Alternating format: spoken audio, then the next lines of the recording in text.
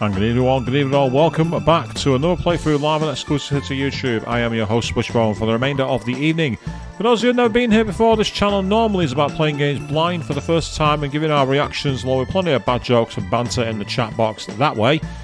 However, this series for now is going back to a classic from the PS2 era, one of the kings of racing. This is Gran Turismo 4, and we've been doing this mostly by using prize cars, and we've been having a lot of fun and a lot of stress with it all, but it's been all going great.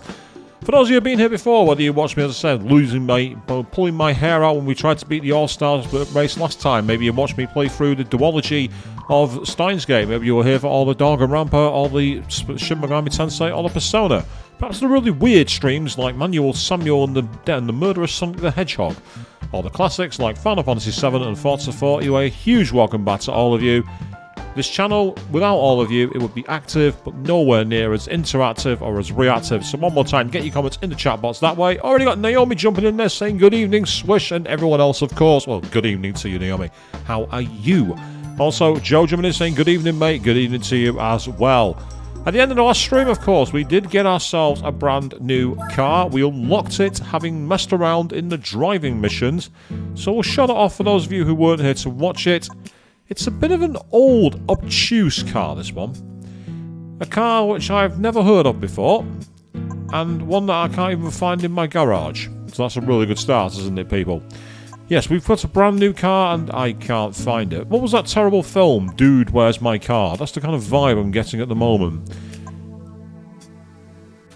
Unless it's disappeared from my... Oh no, here it is. The Toyota 7 race car.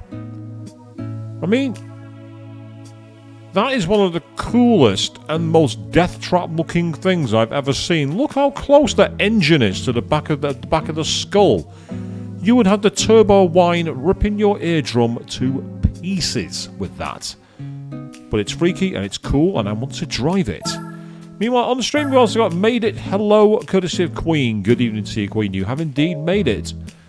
How are you enjoying things? Are you ready for your big time off? Because I most certainly am. I have a full day in the office tomorrow and I have a half day on Friday. And then freedom. Because this is the final GT4 stream for a while, because I'm going to be taking a 3-week hiatus,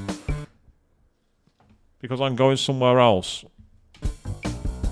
I just realised you can actually pause the game. I didn't even realise you could do that. I accidentally caught my space bar, and that's how that happened.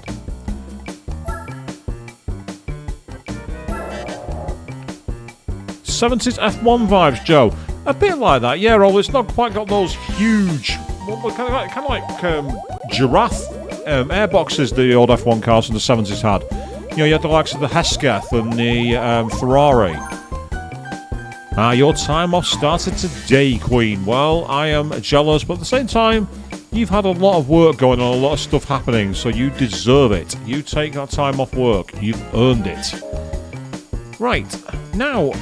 You think that I want to go straight to the tune-up thing for this, don't you? And enter into the All-Stars tournament. But I don't. I'm a man on a mission, because on the last time we took on this stream, I tried a particular driving mission that was really annoying the hell out of me. We're going to try again in the slipstream battle in the skyline. Here we go.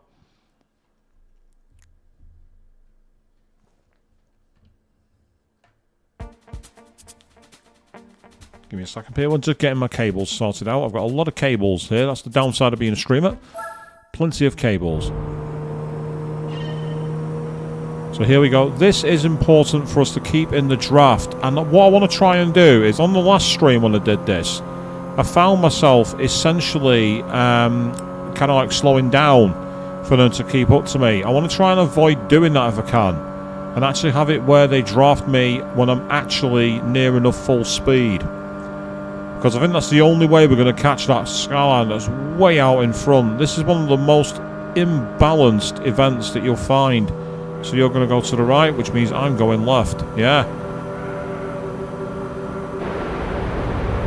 So we're going to quickly go up onto the banking and we're going to hold onto the line here. We're going to deliberately ride the line.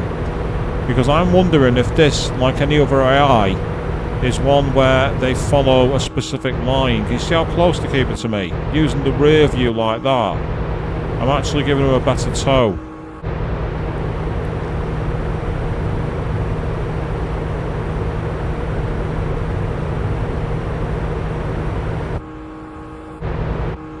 Right, that's right. Stay in the draft. I'm hoping they're close enough to be picking up the draft from here. But the only way I'm going to know is by paying attention. So that's why I'm using the rear view camera rather than using the mirror. The mirror doesn't show me how close they are, whereas here it does. So you can already see him, he's on the horizon already. Because we've actually had the cars keeping up with me, gaining the draft, which is what I want. Now unfortunately, if you saw their nose dip down, that's because for some stupid reason, they brake at the corners, and I don't know why. You do not need to brake at the corners in this car. In fact, practically any car. Maybe those old drag cars from GT2 you might need to, but in most cars you don't.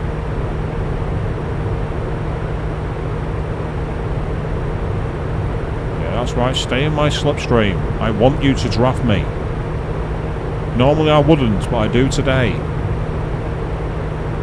I need you, black car. Keep closer. Stick to my rear view. Yeah, that's right, that's right. You're back in black, that's good. So come on. That's right, that's right. Okay, and peel left, yes. Okay, you two, it's the Monokuma cars. We've been passed by Kurokuma, there goes Shirokuma. And as you can see, I'm actually picking up the draft now of the other skyline at the front. I've got the red skyline deep in my rear view, so I'm going to go around the outside and try again. This is what makes this so frustrating. It's trying to engineer the AI to follow your lead. It's incredibly frustrating.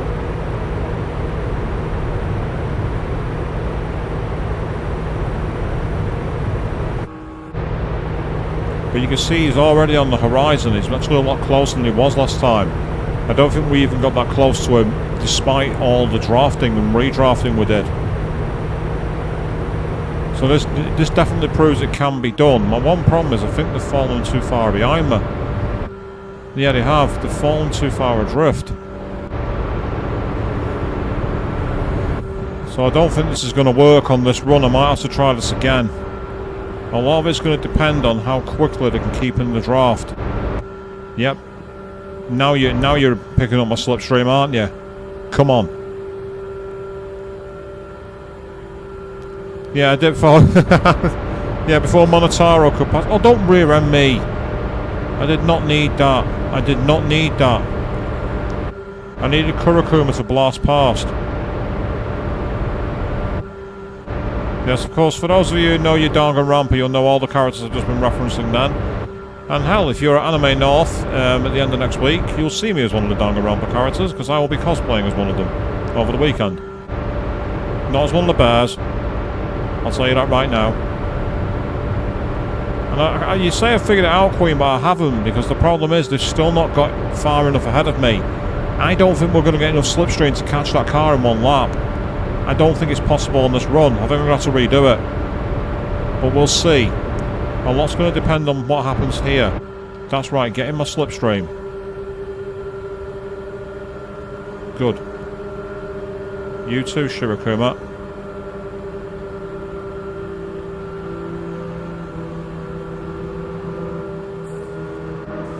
Okay, fine. You want to pump me at the rear end? That's not going to help. See, now we've got a pack of cars all drafting each other, and that's what we want.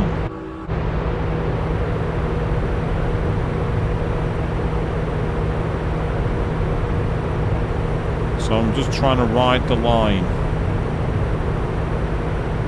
I'm not close enough to get a draft off the yellow skyline. I'm just not close enough.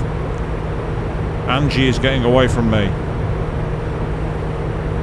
You're welcome for that one, Queen.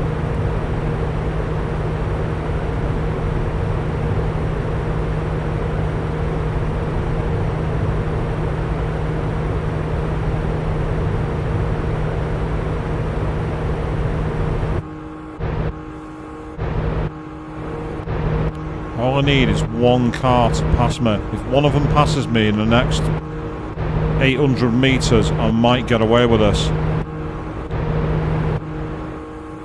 That's right, come on, come on. No, that's fine, you can go on through.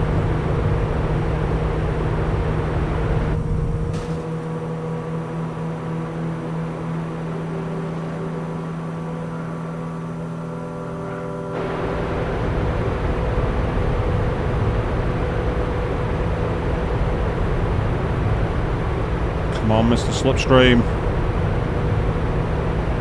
I'm coming.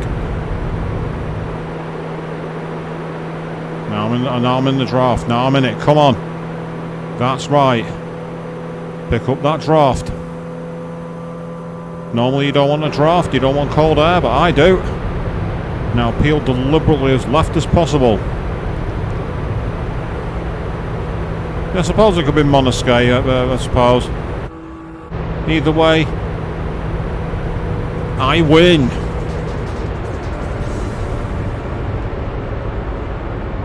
That's how hard that one is to win.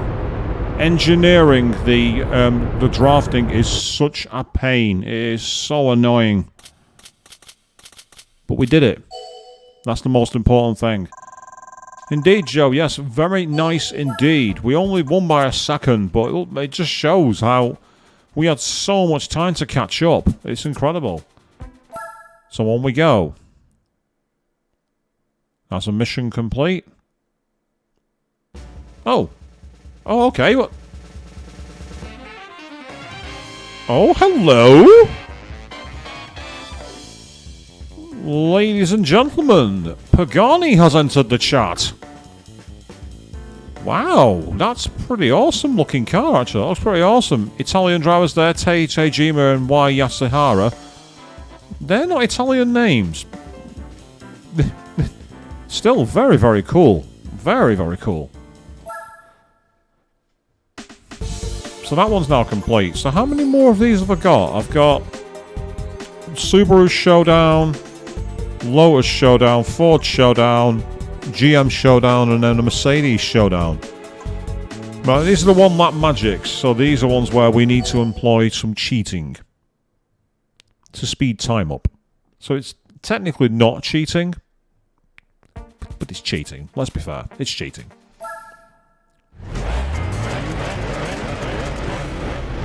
So I've deliberately disengaged the frame rate to speed it up. The Subaru something 1958 has set off. Oh, okay.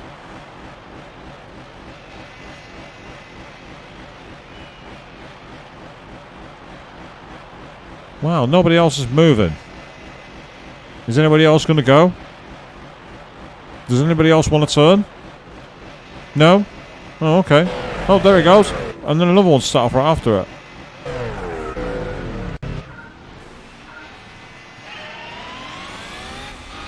Two-stroke power. Yes, Naomi, it's a two-stroke.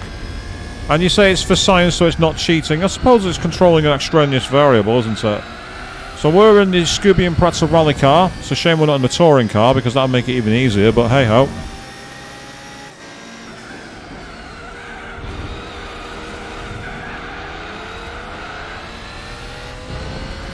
Get out of my way. Problem with this circuit is it's very short, so catching up is not going to be simple.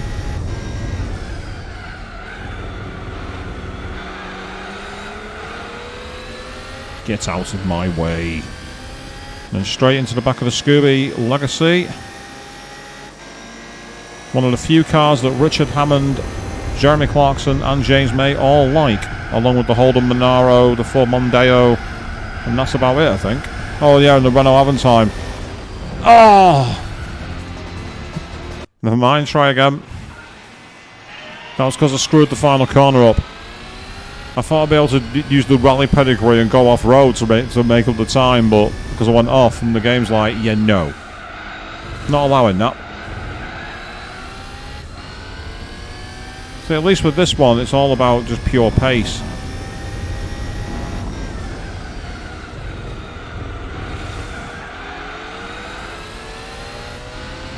Yeah, while you all peel left for the optimal racing line, I'm going to go to the right and surprise you.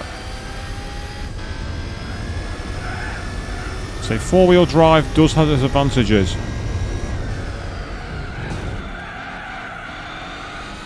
Oh yes, this might be good. I've caught the Legacy way faster than before. That might give us an extra couple of seconds. Cannot fuck this up, not now. Oops, there goes the filter. I'm not getting recommended anytime soon. See ya!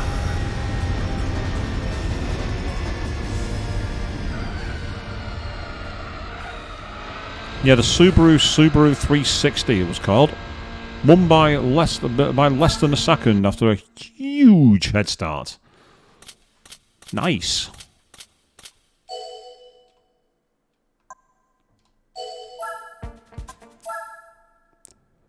So we're going to quickly, unless it's already done it, back out.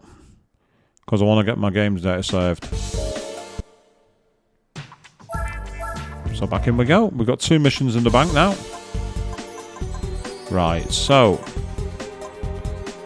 we've now got the Lotus V8. They chased the mother of Lotus Sports, the Elan S1, and the Esprit S3, and it's at the high speed ring on the B version.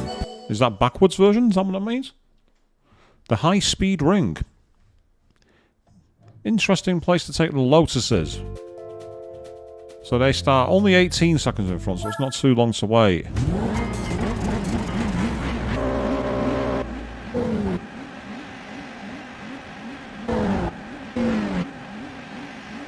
We get to 5 seconds, we'll...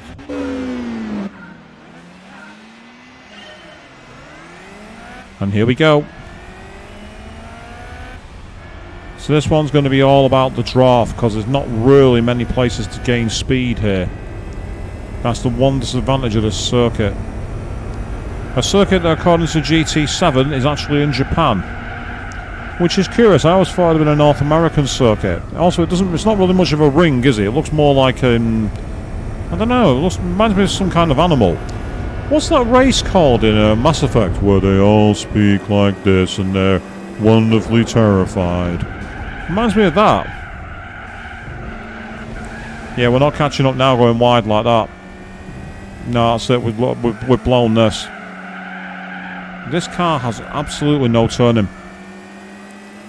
It just does not want to turn in.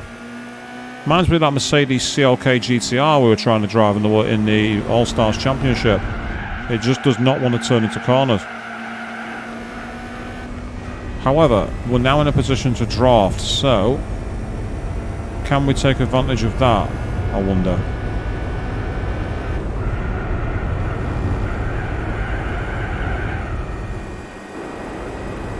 The L-core, that's what it's called, Queen. Yeah, it reminds me of that. So something like its nose at the front makes you think of the L-core.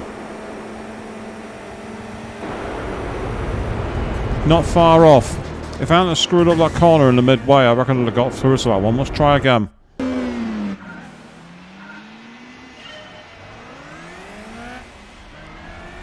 Yes. Extremely terrified. Please leave me alone. Take whatever you want. I'm sorry.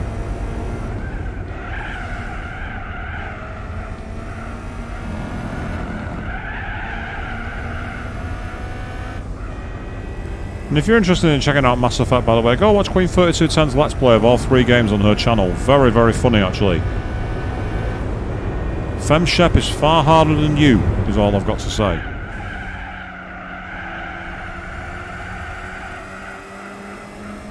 Including one of the most long game jokes of all time in that series. You did one of the long game jokes I've ever seen, that's all I've got to say.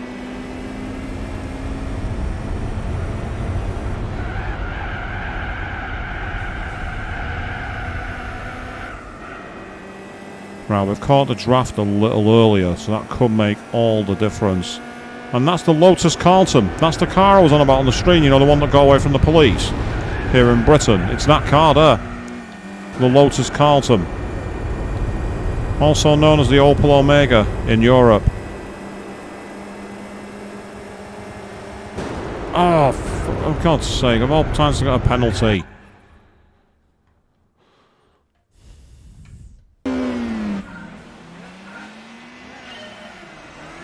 Now the issue with this one is the lap just seems to run out of distance, if you know what I mean. So there's something about the route that I'm not getting right.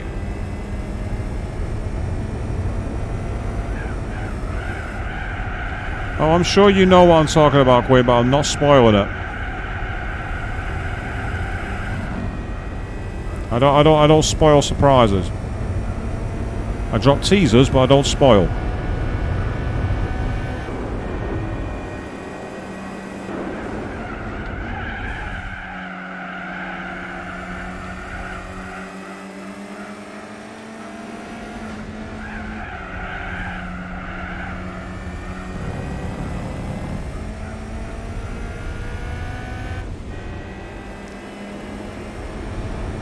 I certainly enjoy watching it, so it's more a recommendation. It's not like these bad sponsorships you see for things like, you know, Keeps and Ridge Wallet and all that crap. That's the thing I can't stand at the moment on YouTube. Are you going up? Are you finning up top? Do you believe you're wannabe commando? Then here, check out Keeps. How about fuck off? Bye-bye, and see ya!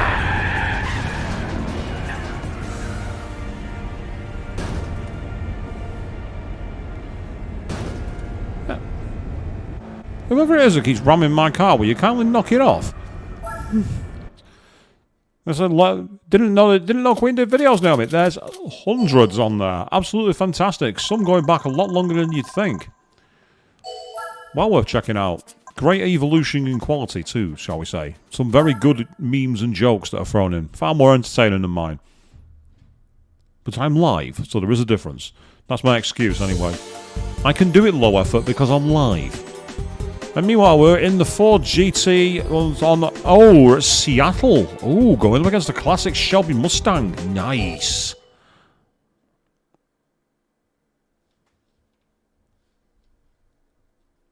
A Shelby Mustang. Oh yeah. Right, let's quickly speed up the game again because we can. As you said before, Joe, it's for science.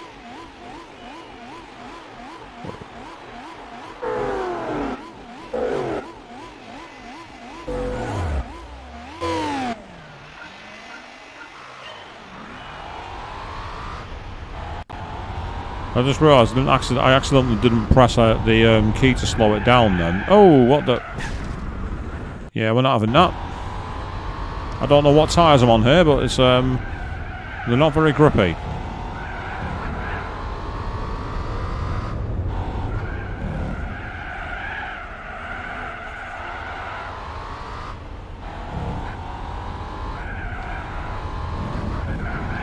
Oh, what the... Very, very twitchy.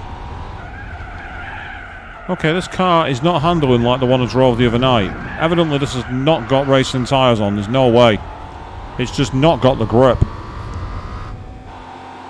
Up we go, at the inside, excellente, and boom.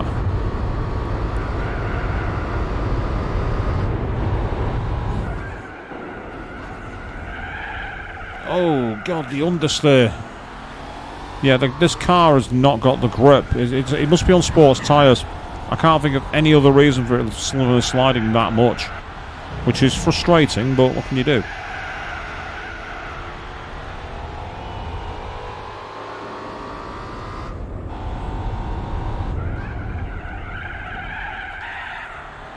I had to use the handbrake then, believe it or not. I had to actually use the handbrake.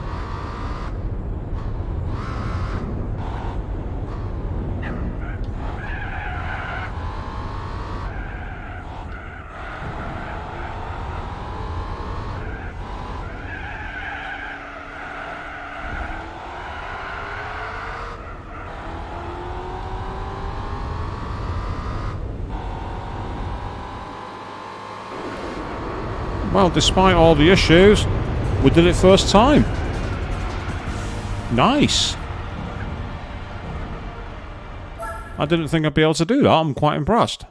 Well, it technically wasn't first time. We had the penalty, but ignore that. Doesn't matter. Ignore it. Surprisingly spread out field there, wasn't it? It was a bit different to what I expected. And also, where was the classic GT40? Where was the, like, you know, the GT40 race car? It's a bit weird to see some of the car choices for that one, to say the least. So, we've got 2 more to go. We might as well see them through now. We're almost here. The Cadillac Supersports concept car, the Scion, chases the Tempest, GTO and Buick Special muscle cars. Oh, here we go. This could be fun. It's around Infineon. We're taking a 1,000 brake horsepower super concept around Sears Point. God help me. We're going to need a lot of luck here. A lot of luck.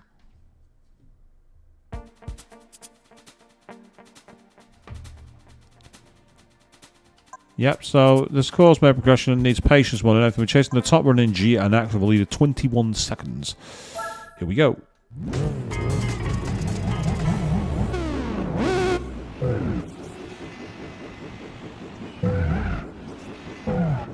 Here's the return of the boss car from the Classic Car Championship, people.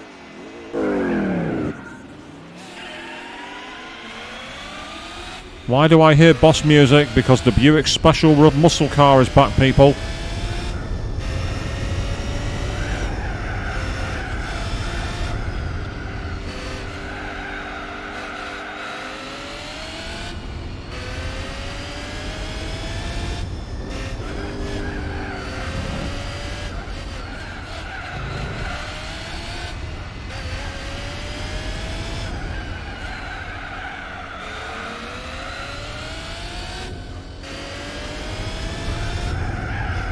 There's something about those 70s cars that are made angular as anything, isn't there? There's something about, like, boxes in the 70s. They all had, like, ridiculously large engines that had really poor performance. It's like 7.2 litres with 300 horsepower. It's like, how can you only get 300 horsepower at 7.2 litres? With that amount of displacement, you should be getting at least 600.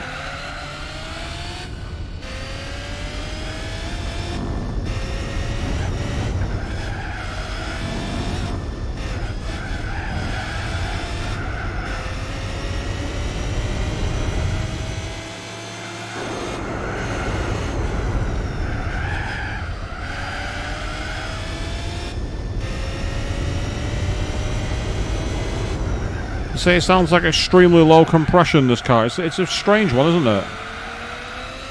It's not quite the super turbo you're used to, with anti-lag. I'm on the inside, looking out and taking the prize.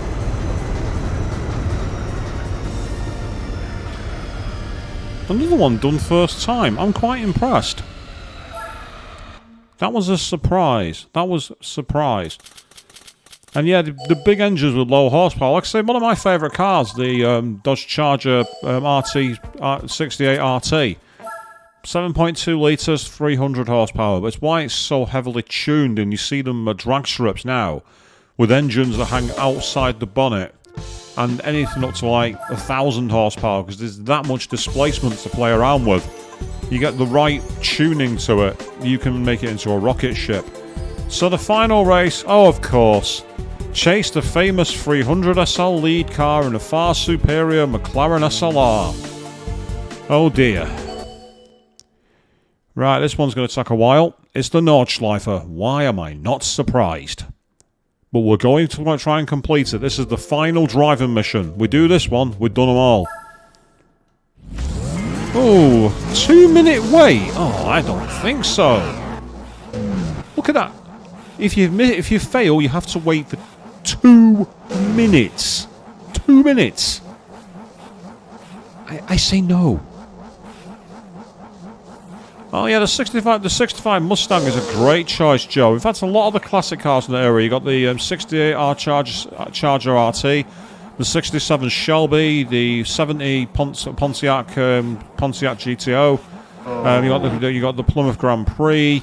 You've got the Plymouth Hemi Supergood. You've got the Dodge Charger Super B.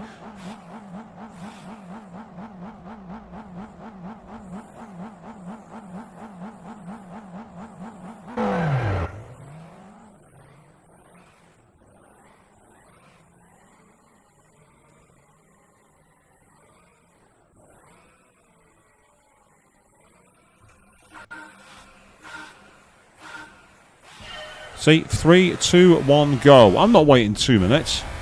No. And would you believe that in GT7 they brought those wait times back? There's one involving the Ferraris at Monza, which is that long. It's ridiculous. It's like, just start them where they belong. You do it for every other race with Catch the Rabbit.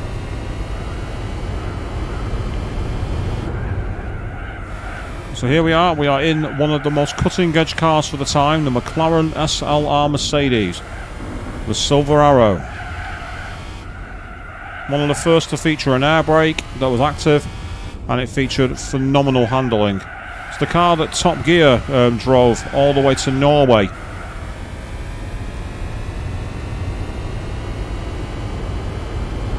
And it was officially at one point the world's fastest automatic. You could not get a manual version of it.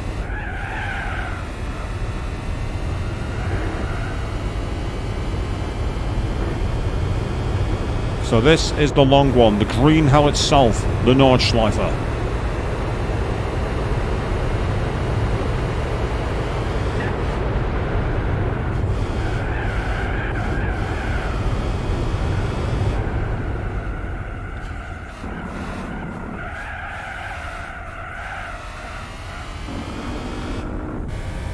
So we're 1 minute and 42 seconds adrift. Because for some strange reason, on this circuit, the time splits work. So at least we have an idea of how close we are to the finisher. And like how much time we need to make up. Oh, not good. Oh, and then we got a penalty. Well, that's it. That's blown it. I might as well restart. But I'm not going to. I'm going to see this through because I've got a few ideas. How about... power? No good. I thought I'd give it a try to see if you could make up time, but the car just doesn't have the grip, which is not much of a surprise because it is a rear-wheel drive hypercar, and they don't like grass. They're not exactly known for rallying.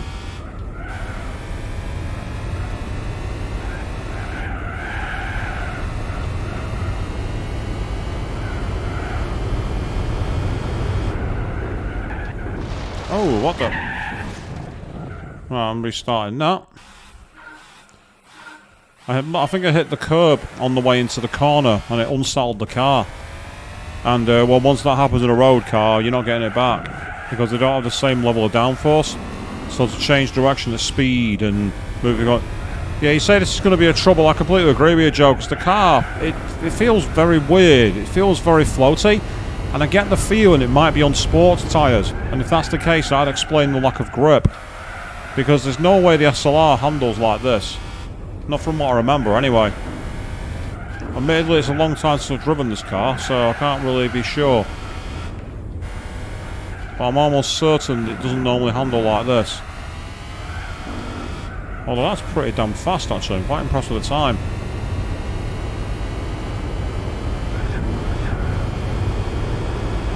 One minute 50. I don't know what the time was this time. I didn't pay attention to it.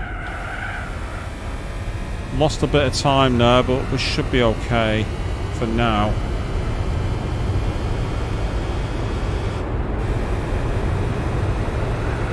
Uh-oh. I felt a tyre dip onto the grass, and the moment I did that I was in serious bother. Yeah, this is screwed. There, I felt one tyre dip on the grass. The moment I dipped the tyre on the grass, that was it. I was pretty much a passenger. But that's fine because it was my own. It was of my own making. It's true, actually. The car is heavy, but it's not just the weight. It's the actual. I'm sure it's the tyres. They're squealing a lot. It's an interesting car to drive because when you get like a proper straight line of it, you get really good grip. Actually, surprisingly, it has a strange, like almost knife edge point between when you have grip and don't.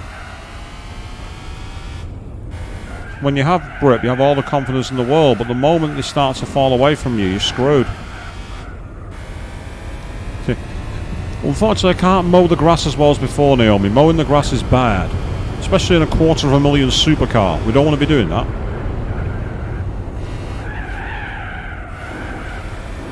Now we'll just get away with that. Just use the edge of the rumble strip.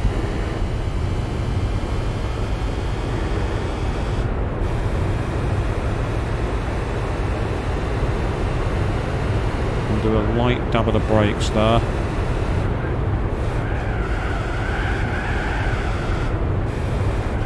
And then heavy on the brakes into the corner. Yep, that's good. Roll with the punches. 143, so about half a second down on the previous effort. That's not a good thing. I really needed to try and be up, but what can you do? Take this one flat, but then get on the brakes here before the bumps. Because the Nordschleife is notoriously bumpy, so it really unsettles your car's grip. And if you're not using like the stickiest, grippiest tyres, it can be the difference between victory and defeat very easy. Meanwhile, Aristocrat Drummond is saying, good evening, how are we all? All absolutely great so far. You've been resting. Well, why not? Resting is good. Ease the seat back, go for a nice long cruise. It sounds like my idea of fun, actually, that. Ooh. Yeah, I went in a bit too hot into that corner.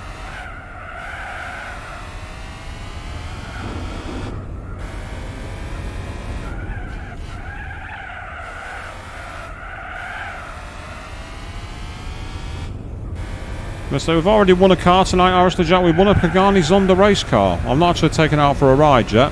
I've not even taken out the last car I rode for a ride. I got into it and then thought, no, I'm going to go and do the driving missions. And so far, we've been doing alright, surprisingly.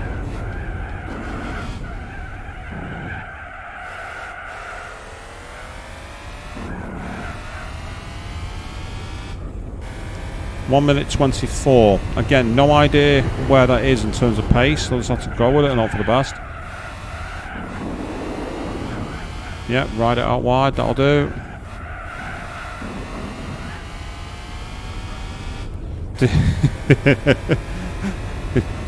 Cargo brrr. It's not quite that good, unfortunately, Naomi. I wish it was. Car going brrr around corner would be a good thing right now with the amount of corners on this circuit. That's what it's like to drive the SRT Tomahawk in Gran Turismo 5, 6 or 7. It's like cargo brrr. Because it grips like a cartoon, it's ridiculous. 1:12, okay. We are going to try a cheat on this circuit. We are going to do an old favourite trick of mine, which I think could make a big difference, but will it be enough for us to catch up? I truly don't know.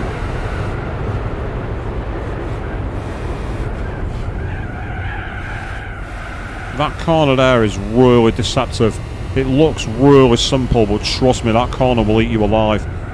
The way the corner, the camber falls away from the circuit, it just absolutely like rinses your grip and tows you to the wall. But speaking of the wall, here comes the carousel. And no, we're not doing it legit. We're taking the carousel at 70 mph. That's what we're doing. We're equalising this. I was forced to wait over 2 minutes for this race to start. I'm taking back all the time I can.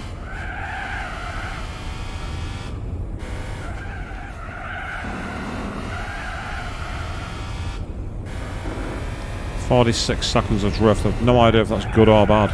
I really don't know.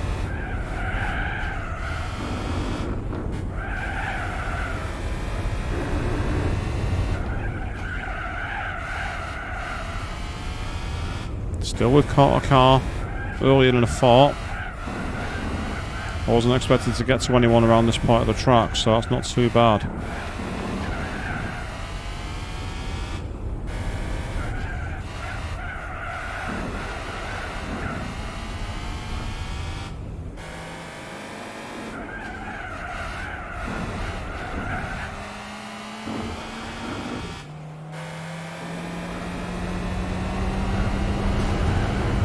I needed to get past him there.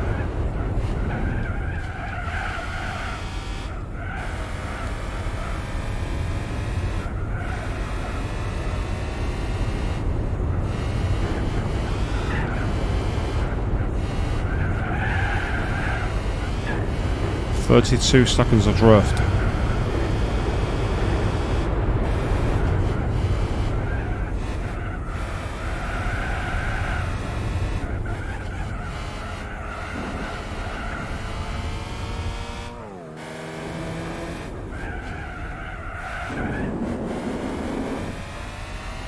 Okay, good.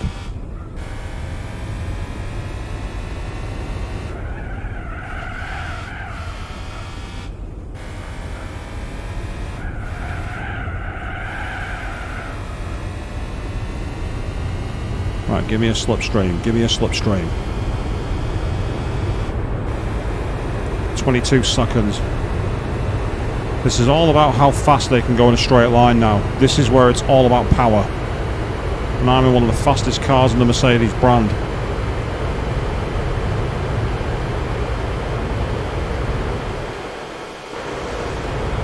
See you later, Mr. Touring Car Driver. 14 seconds. Oh, bollocks. Felt the car hit the grass. The moment I did that, I was lost. Unless we can cut corners, but I don't think we can. Yeah, they're just going to win. By about 5 seconds, I think.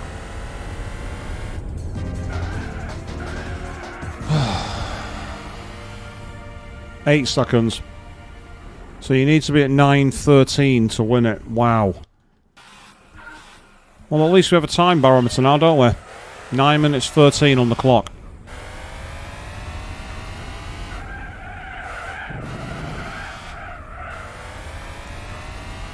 So a lot of time to gain up over the course of a lap. You'd think, oh, a lap this long, 8 seconds should be easy to find. It's not. You try finding 8 seconds on a circuit. It's very, very difficult. It requires a lot of patience, which is something I don't have much of. You've all heard me in the races the other night.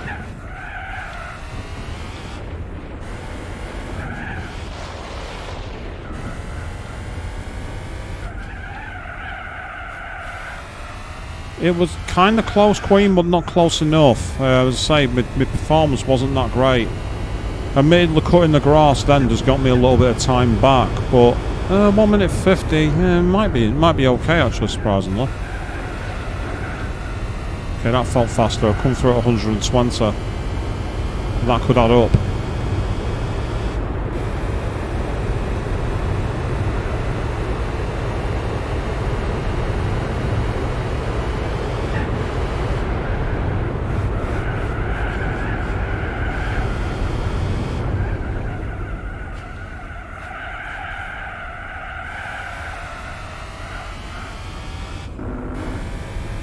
.142.3. Right, we've already found a second, surprisingly. Right, so another 7 to find.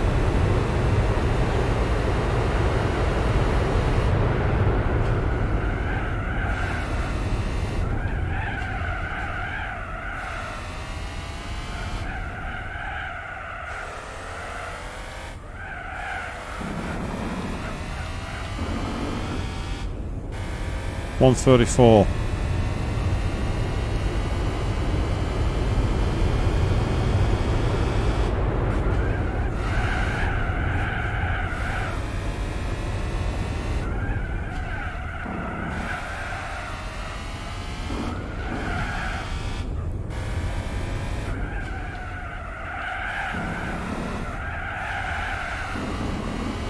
Little kiss of the wall there to straighten the car up.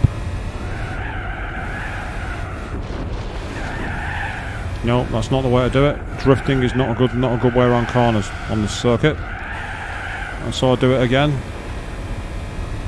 That's kind of cost me all the time I saved, I think. Let's find out. 122, touch and go. I'm not sure if that's much better or worse than last time.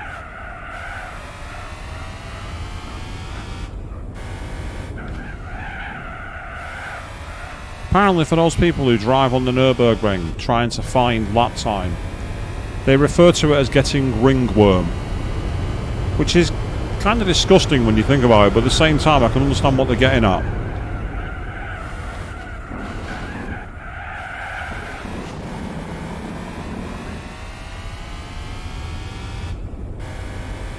Yeah, this doesn't look good. I'm not happy with the time here. 1 minute 12. We'll see.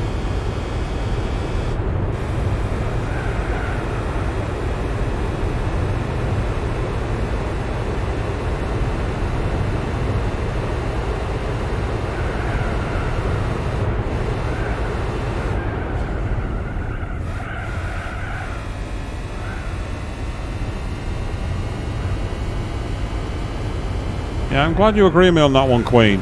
It's not nice, is it? It's not a nice thought.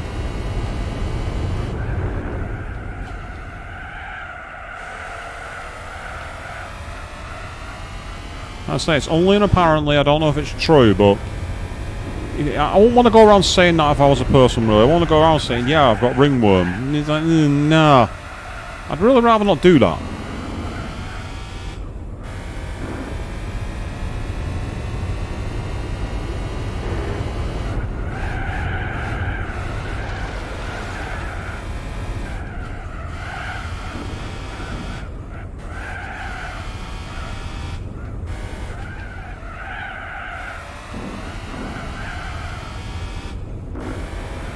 46 seconds. Again, I don't think that's any better or worse than last time, but I might be wrong.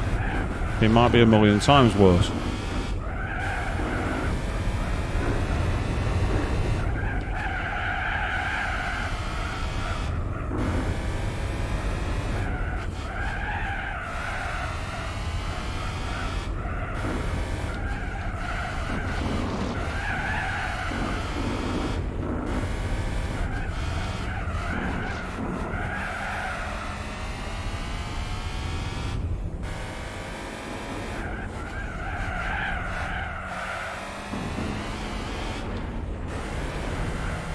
Yeah, we're not going any faster here, because we're not overtaking him.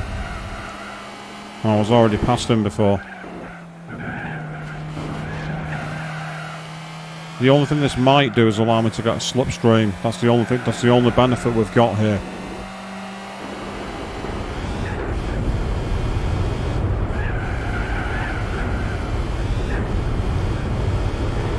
That was 32 seconds last time, but I'll come through here a lot faster.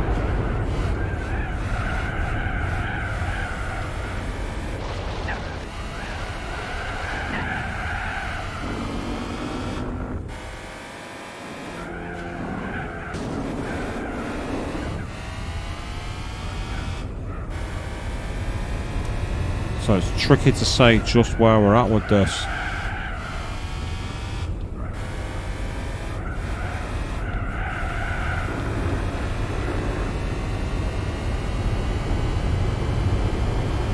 Right, he's closer. That Mercedes is closer, but the gap time's not come down. At least I don't think it has. We're downhill. We're in the slipstream.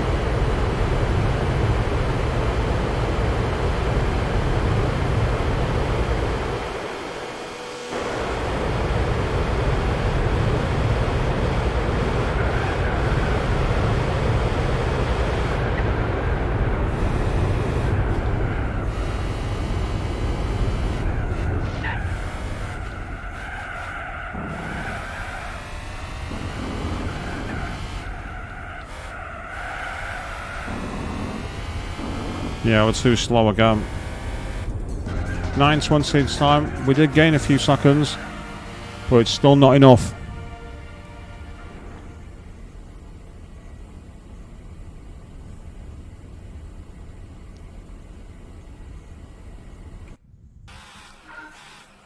Here we go again, people.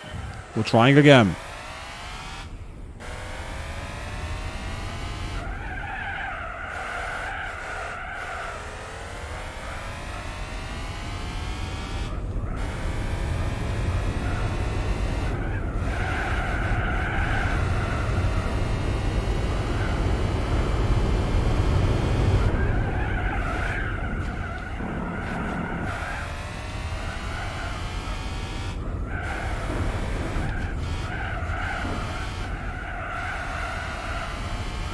Yeah, it is a tough one, Naomi, but I'm enjoying driving it, oddly enough. Something about driving the Nürburgring is actually a lot of fun, even when you're not doing so well. Maybe it's the nature of the circuit. You always think you've got to keep trying to get better and better and better. It's the ultimate driver's circuit, this one. Oh! Car decided to do an endo stoppy on me on that one.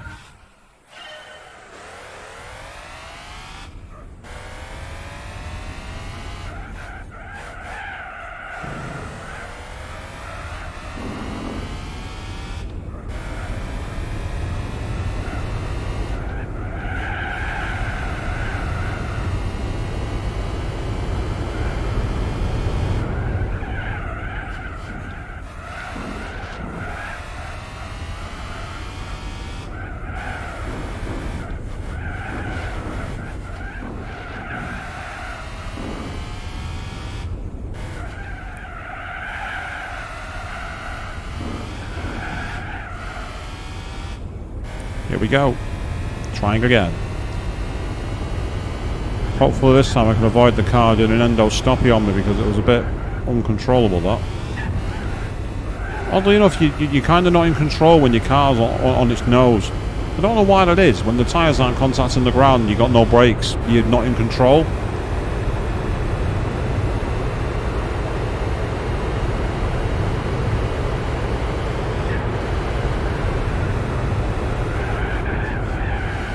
Oh, damn it.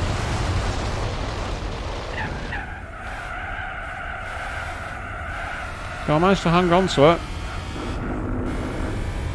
142.7. Surprisingly, that's still faster.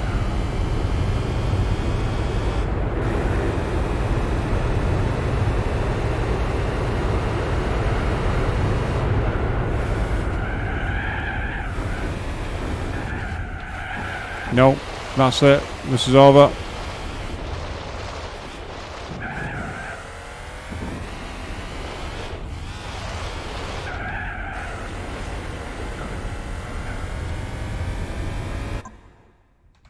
That wasn't going to work.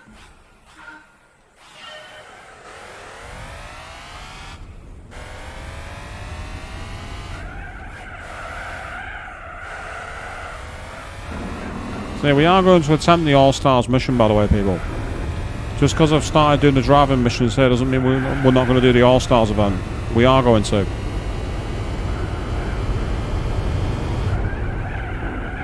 I have unfinished business in that tournament. Severely unfinished business.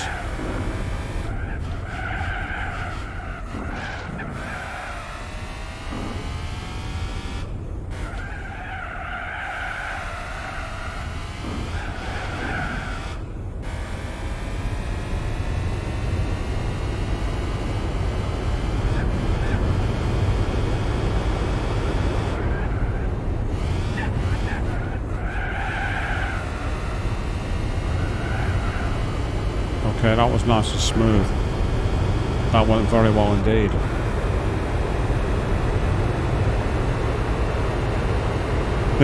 This is just the warm-up for being screwed over, is it, Queen? We're going to Shin Gran Turismo mode.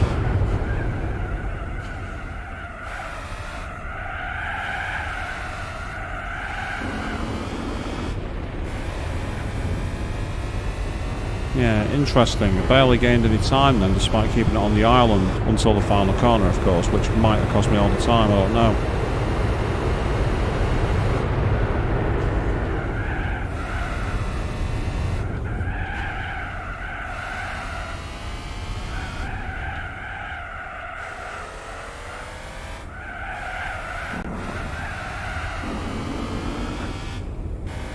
.135.4.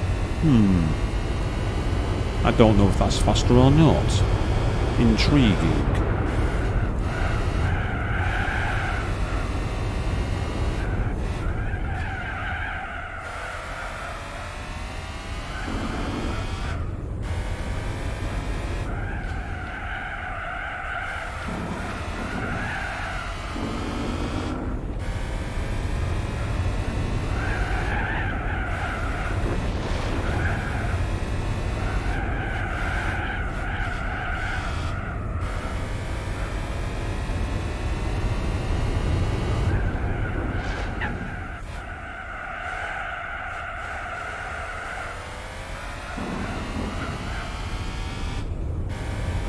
.122, I think that was faster.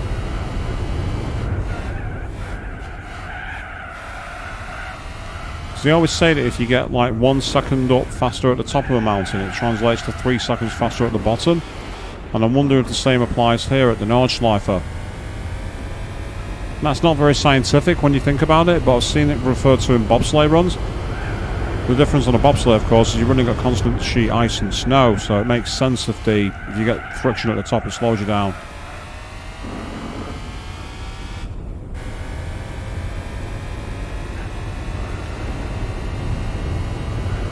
.111. Yeah, that was faster.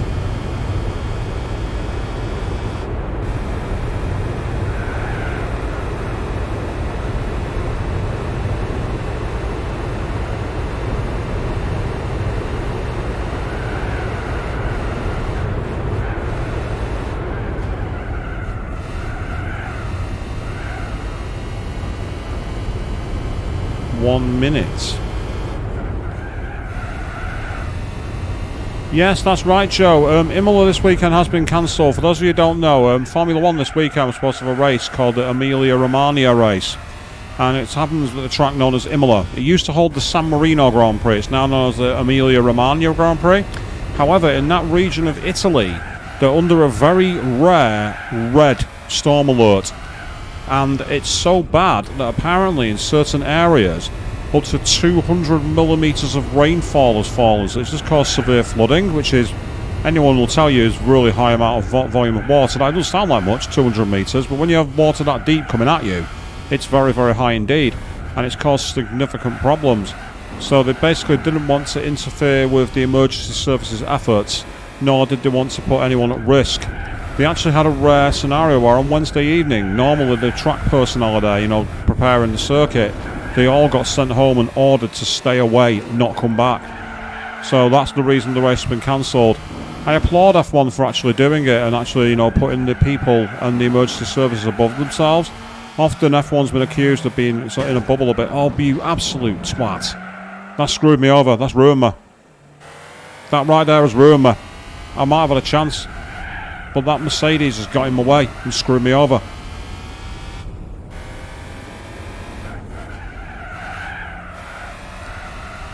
Right, so I've got no way of doing this, so I just want revenge.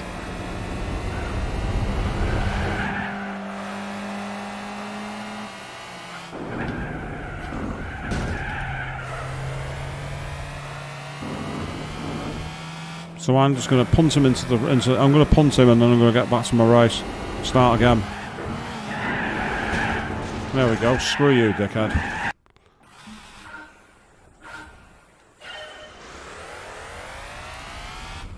Yeah, I mean, I'd say I don't really want to make jokes about the alternate races of this kind right now, Joe, because there's a lot of people have actually died, and I don't think it would be very cricket of me to make those kind of jokes. Right now, it is a genuine emergency situation there, and I will say that if anyone has family out in the Emilia-Romagna sections, then my thoughts go with you, and I really hope everyone's okay.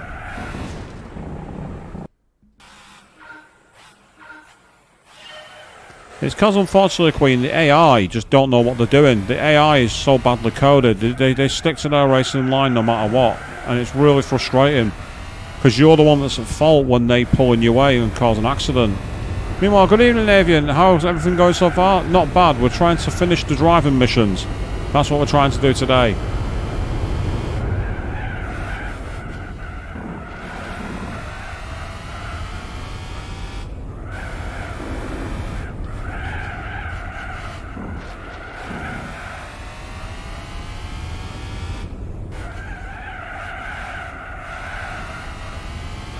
We've been challenged to catch up a 2-minute gap on this race. That's what we're being to do. We started 2 minutes behind the leader, and we have to try and close the gap down.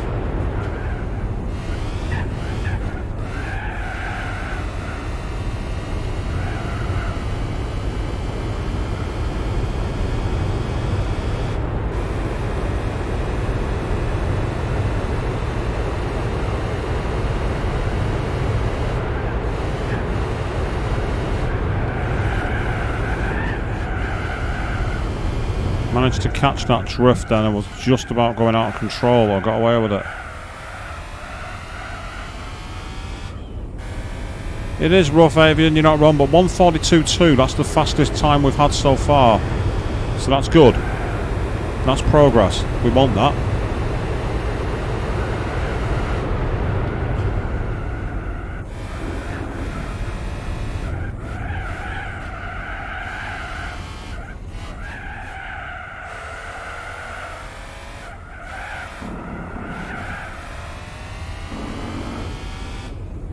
.134.9, that's fastest so far too. Okay, let's try and keep it together if we can.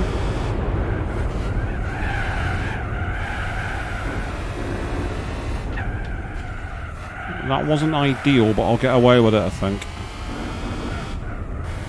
I was straddling the grass then, so it meant that I was losing a lot of speed because I wasn't able to get the power down.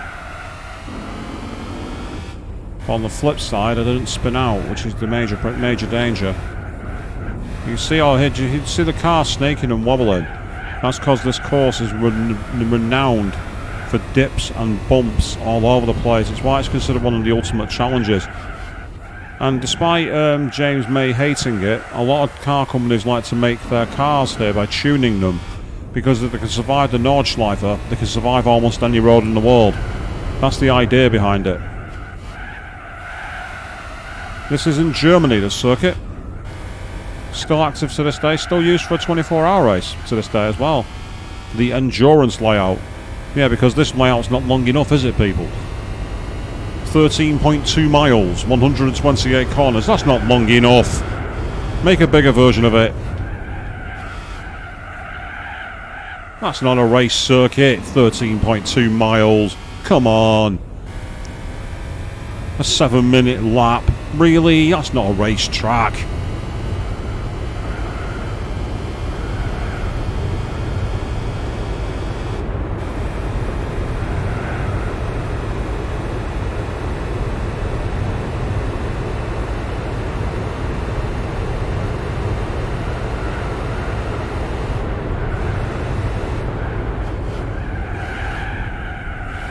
Oh, damn it. That screwed me up.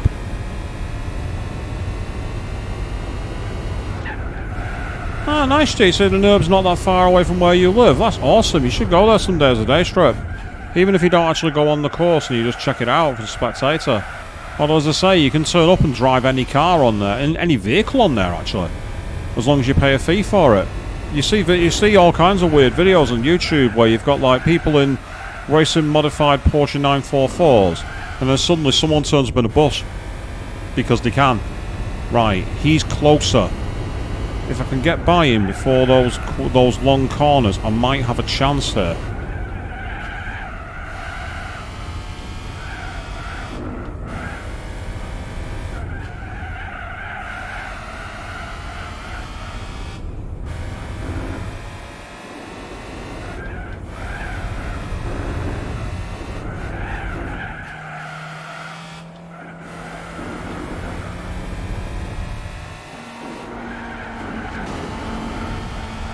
Thank you.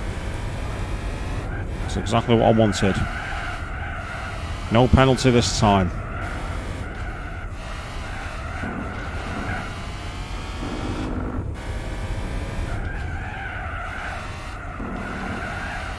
People do actually, Joe, people do take superbikes on there. It's ridiculously, I don't know how they do it, like riding into the carousel on a bike.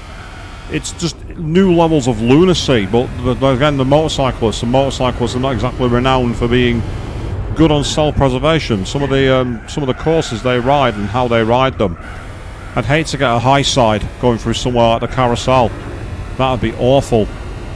For those of you who don't know what I mean by a high side, it means when your bike goes under you suddenly and you fly over the top. You go over the high side. Excellent. 30 seconds of drift.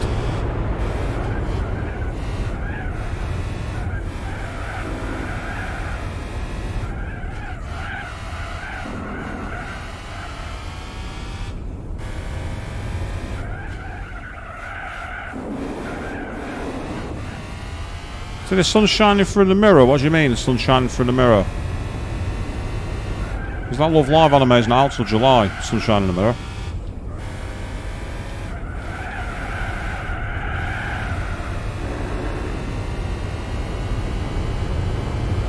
I think I'm too far adrift. I get the feeling I'm still too far adrift.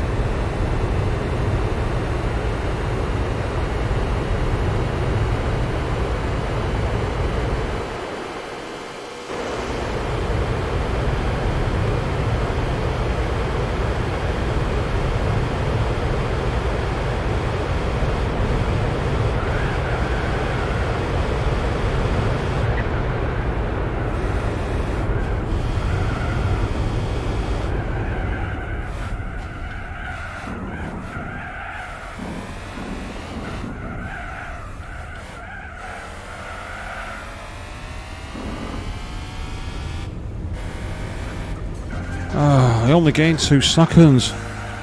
I'm still 5 seconds adrift. Good lord, where am I going to find this 5 seconds? Yeah, a puddle of oil on the track would be awful in the Nordschleife.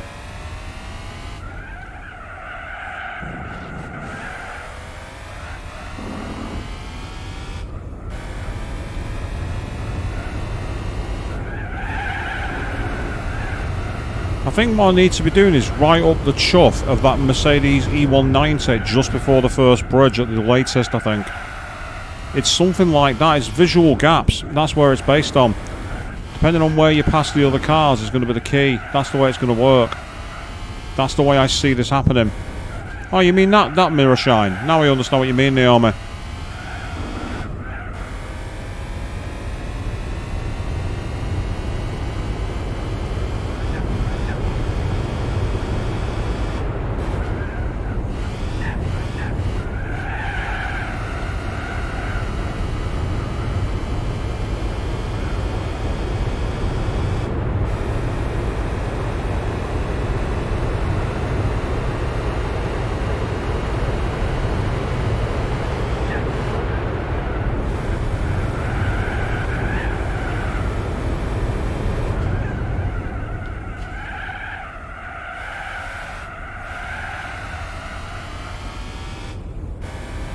$141.2. Okay, that's good.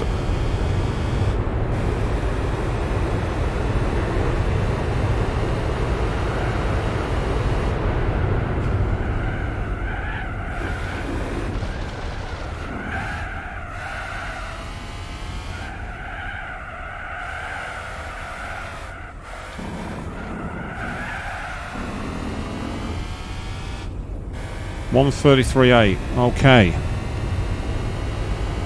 Not bad.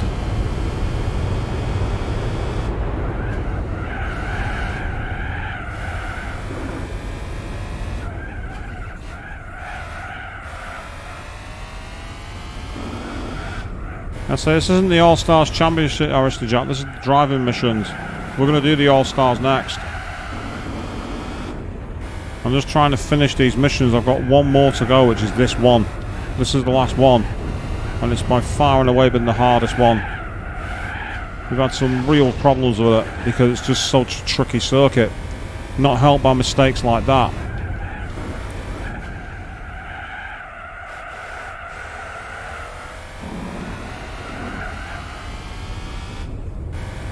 $122.5. It's not what I need. I need faster than that. Yeah, coming in maximum, that's good. On the inside. Yeah, excellent.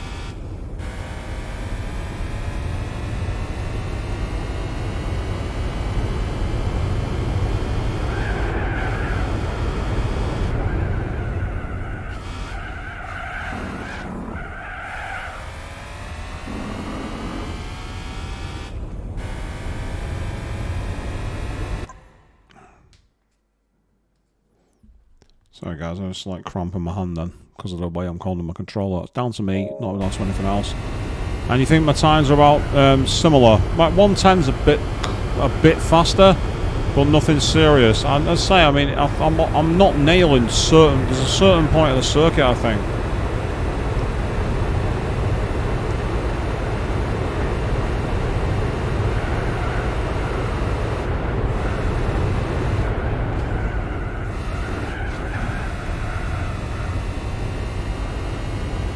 Yeah, 59.1, that's better.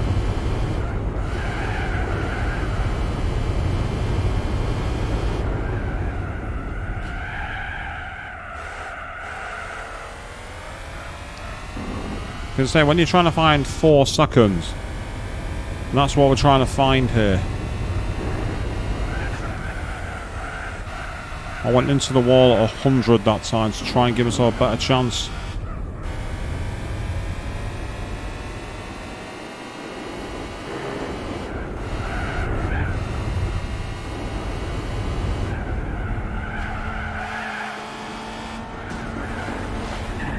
Well, getting past him there is a major boost.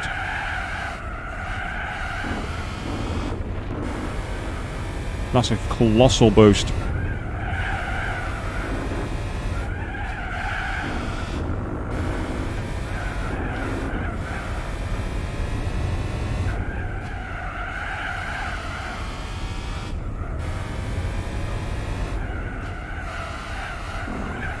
Because again, getting through the traffic is one of the hardest parts of this circuit. It's just so narrow. So getting through the traffic is absolutely crucial. It's potentially looking promising, but I can't count my chickens yet. It's still too soon. See, that's not going to help. But we're already at 34 seconds here.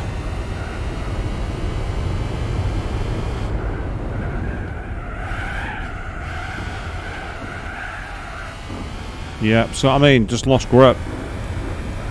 That's because I went in too hot.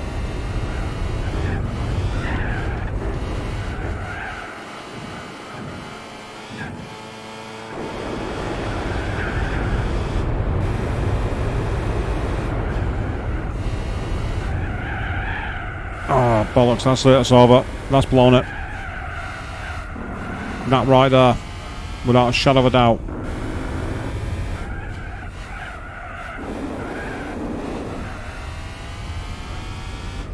Because again, the car, it just does not have the grip. Because I'm pretty certain it's on sports tyres. And the sports tyres, just you can't lean on them in the middle of a corner like you should. Because they're not designed for it.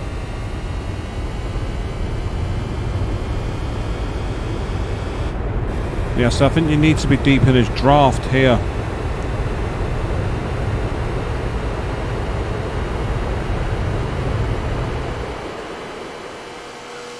Oh. Well, that's definitely blown it.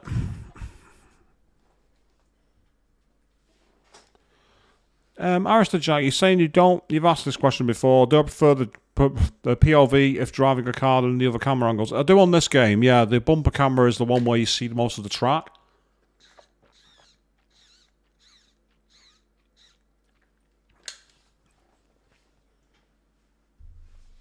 The bonnet camera is not too bad, and the chase camera is just very obstructive. I find it gets in your way. I mean, if I switch to, for example, if I try it in bonnet camera, this is how bonnet camera looks. So now we're actually riding on the bonnet, and I'm actually struggling to see the road as well as normal. This is kind of like the closest you get to a cockpit view in this game. Just to give you an idea of how it drives. And I just don't feel as confident looking into the corners, whereas here, I'm right at the road, so I can see exactly where I'm going. Know what I mean? Being on the bumper, I'm right on the road, so I can see exactly how close to the corner I can go. So I'm literally at the very front of the car, so I see exactly where the nose is. I'm aiming it exactly into the corner. So that's why I prefer that view. Yeah, you say it's above the windshield and that gets in the way of it, Naomi. Exactly, it just doesn't quite feel natural to drive. I prefer being right on the bottom. So you got proper view. Because here I know exactly where I'm aiming for. I can like aim to get close to walls and things like that. Sometimes it goes wrong. We saw it with that Mercedes a moment ago when I managed to rear end him at 160 odd miles an hour.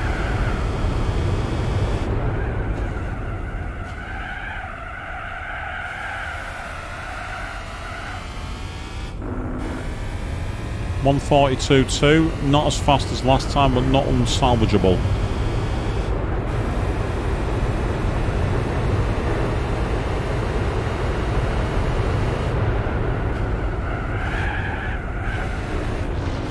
Oh, right, nope, that's blown it. That's well and truly blown it.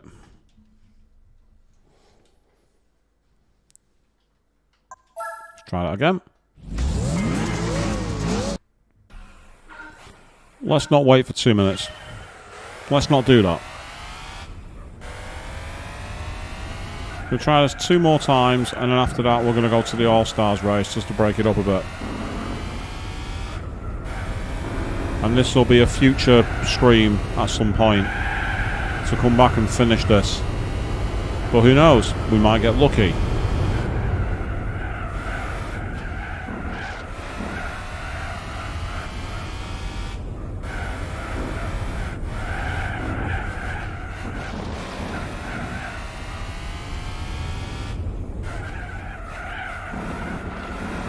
There's only one advantage to waiting. It'll let me catch up on the live chat.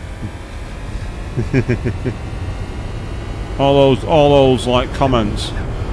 It's where you get some people talking about, you know, please give me donations and everything else. Not my style though. I'm not into that.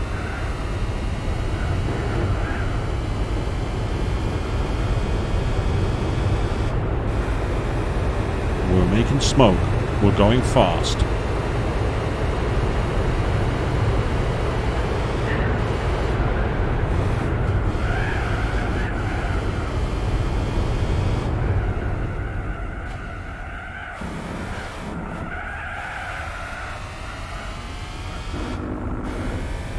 One 42.1.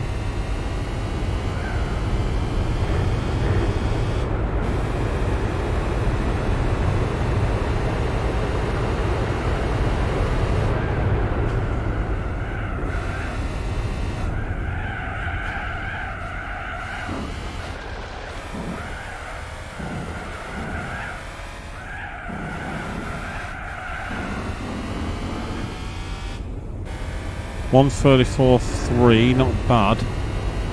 Doesn't feel very fast though, that, but we'll just have to roll with it as best as we can.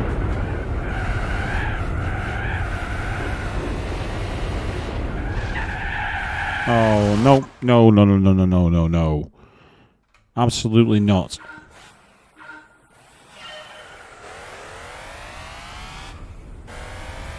So a lot of people hate this mission because of the waiting at the time. For me, I hate the tyres. That's what I hate. I don't mind the waiting if the car feels like I'm in full control when I drive it.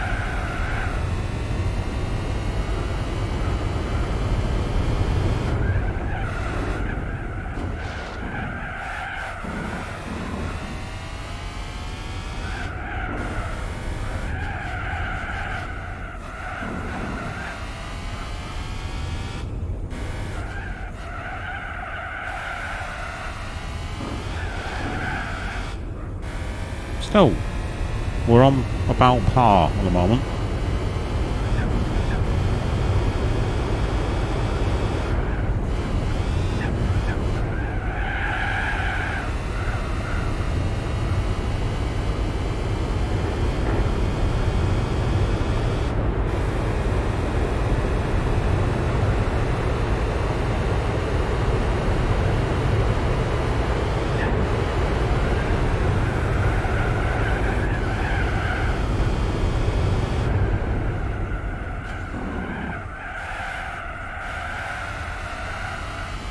Excellent.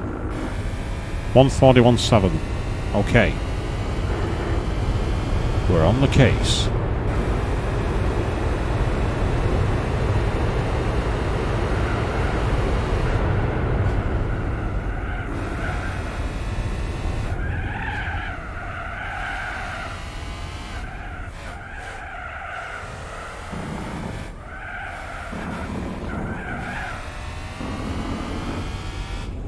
On 34.3. Again, it doesn't feel very fast, that to me.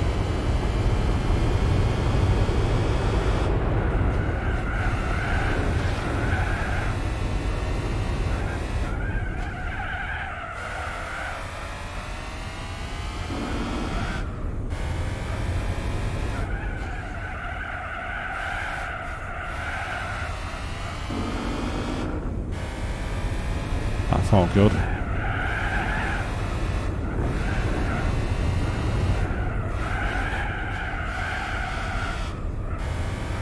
Nice.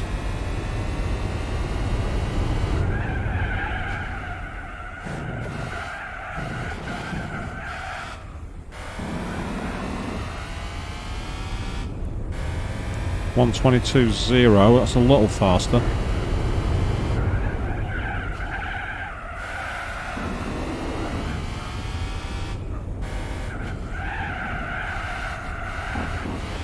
Problem is, you sometimes get wheel squeal like that, where it just throws you wide because it just doesn't grip the corners like it should. That's cost me about half a second now.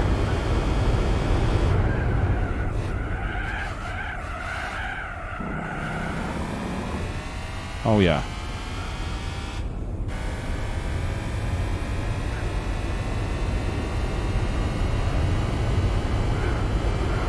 110.5? No real difference from what I can see.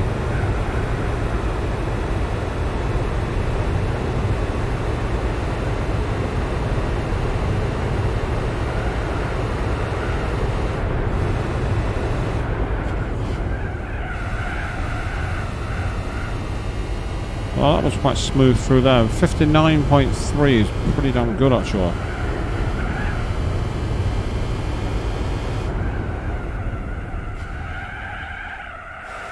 Yeah, see, once again, thrown wide. It's like the car suddenly just like started to cramp up under braking.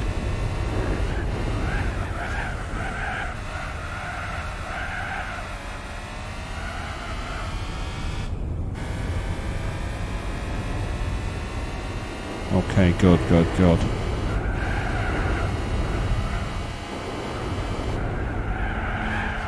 Oh, I barely even tapped him. That should not have been a penalty. I barely touched him.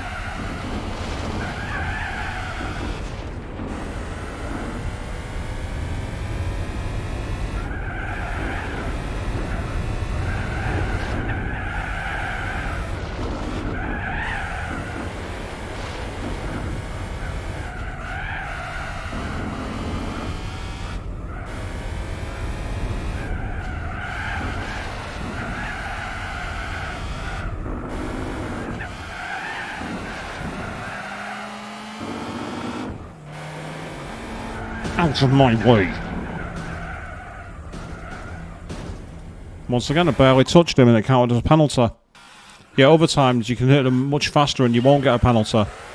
The inconsistency is a major part of the problem. And personally, with the amount of gap you've already got, you shouldn't be getting penalties in these, because you start that far adrift anyway. There's not really any reason for giving you a penalty. Especially if they do it because they might chop across your line and they don't give you space. That's their problem, not yours. So that's one thing. The one thing Gran Turismo's never got right is its penalty system. Anyone who's played GT7 will tell you that. You know, you get pitted out by the computer, 10-second penalty. On sport mode, someone like decides to use you as a brake, you get a 5-second penalty. It's like you're completely an innocent party.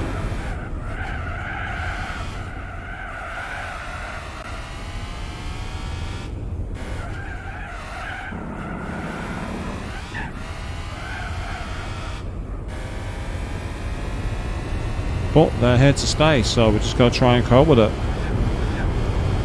Try and get into a space where we can get by without getting into the way of the cars. I think that's got to be the key, really.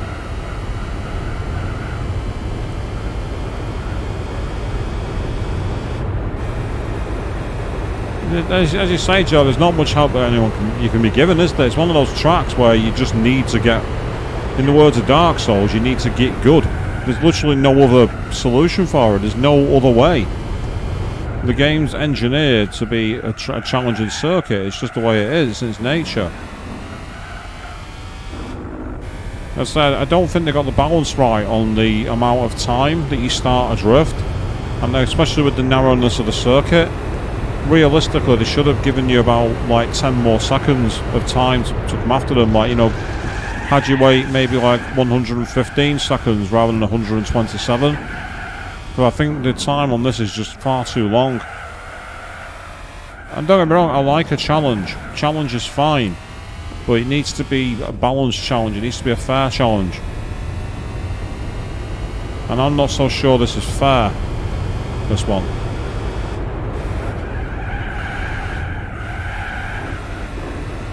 Especially compared to some of the other ones where it's so much easier. I think as well with the nature of the track and how long it is, there should have been more of a concession as well, because it's such a long lap. You know, if you get hit by something like an arbitrary penalty, or you know, you catch traffic in a place that's like really unfavourable, on a circuit like this, they should have given a bit more leeway to the player. Only a little, not too much, but a little.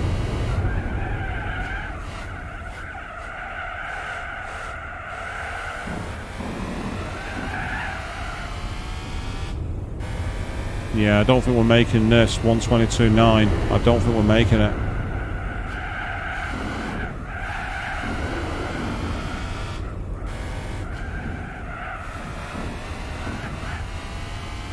But we'll see, because we might magically make up time in another corner. Because this is one of those circuits where one bend can save you seconds or cost you a load of time. It's one of those tracks.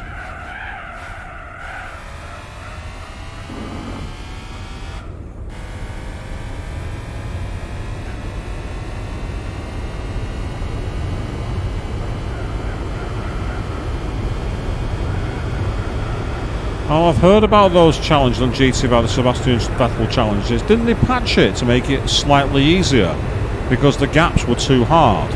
I'm sure I read that on a thread somewhere. I can't remember where it made it. It might have been on somewhere like YouTube or somewhere like that. I'm sure I've seen some people discussing it. See, that's where again the car seemed to lose all grip for no real reason.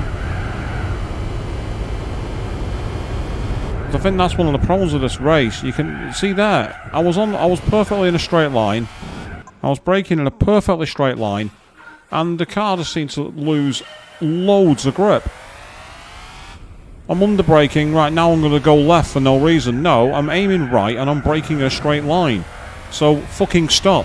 That's what you're supposed to do. You're supposed to be a supercar with an air brake and super racing brakes. I don't care about the tyres. You've still got brakes that can overpower them. Do your job and stop. But the car just doesn't seem to want to at that corner.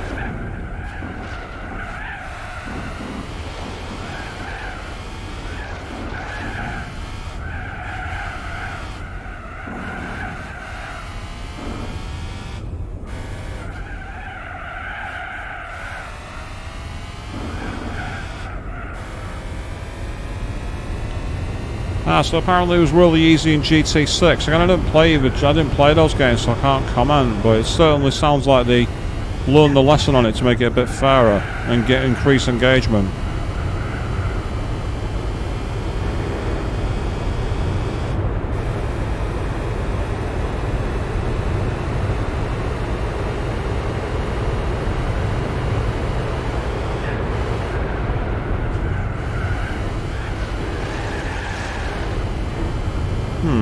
Not sure why I went drifting then, but I held it somehow. Made no sense, but we did it. Yeah, this isn't a good time. 42.5, it's too slow.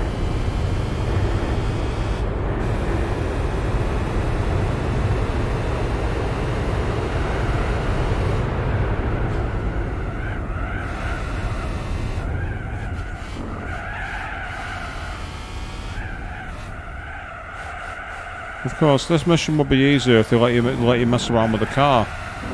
For a start, I'd put a set of racing tyres on, and it'd be a hell of a lot faster, because I would actually have grip in the corners.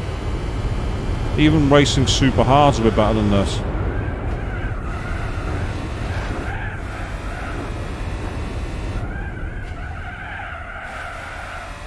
Still, nothing is as awful as driving the B license test and the Mini 1 on N2 tyres. They are appalling. That was easily the worst race I've ever done. I hated that race.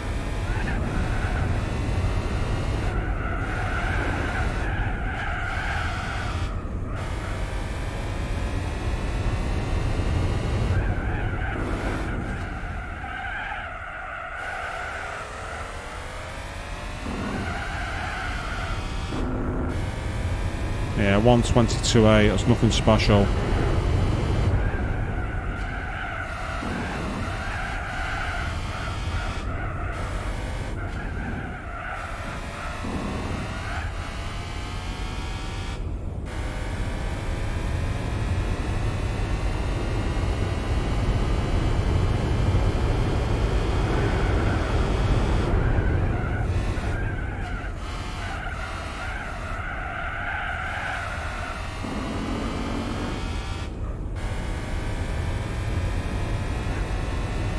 Okay.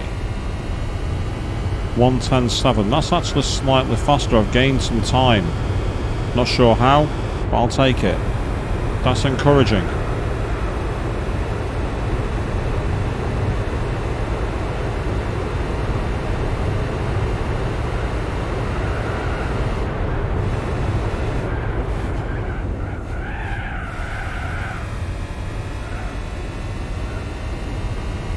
1 minute 0 pretty much. That's okay, it's not ideal, but we'll take it.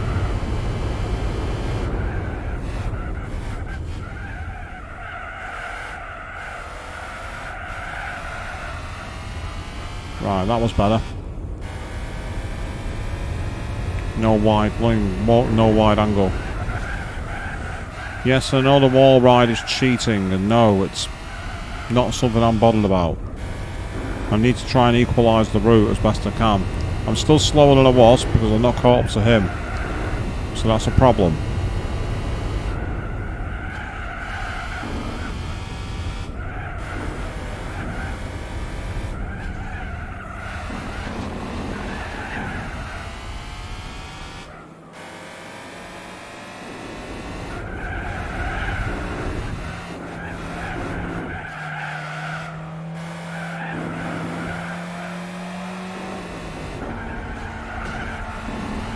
Oh no you don't. Get off my car. Get off my car. Don't ever hit my car.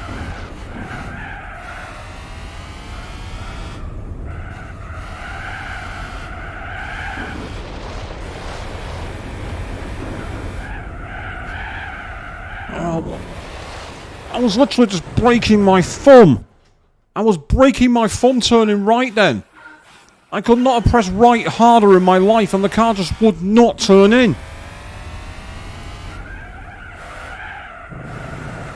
They're so inconsistent in the grip. One moment you can throw the car into the corner and the next you can't, and it just seems to change lap to lap. It's like there. I've taken that line every single time and now it's thrown me off. How are you supposed to do this if the grip just falls away for no reason? It's not reasonable. To the point where I'm actually going to switch to a different save slot. We're stating this. Bollocks to it. I've had enough. If the game's going to piss around with the physics, I'm going to piss around with the game. I'm going to make it so I can reset any time I want.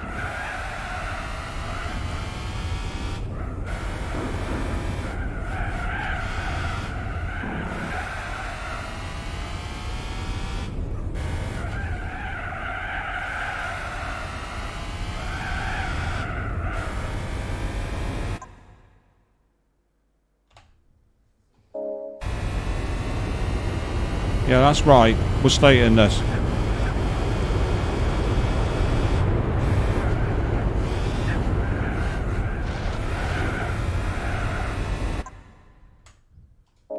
I think it'd have been made a lot easier with the Mercedes Sauber C9, yes. The Mercedes sampling now will make it a lot faster. So this would have been fine if I had decent tyres on the car, but I don't. I have terrible tyres. And because I have terrible tyres, I can't brake, I can't get into the corners. This is, I don't know what the obsession is with making challenges like this and then not giving you decent tyres. You know, at least give the player a chance to catch up. When you're riding around on literal ice skates, it's not good enough.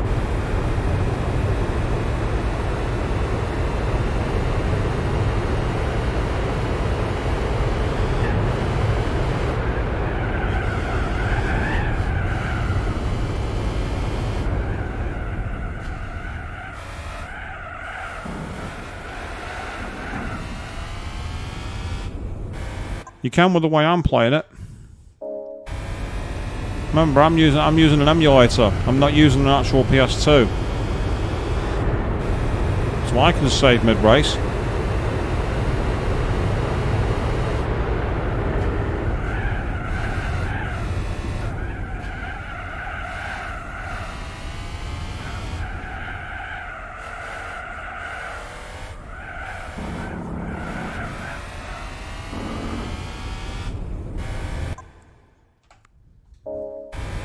.134.2, that's pretty good.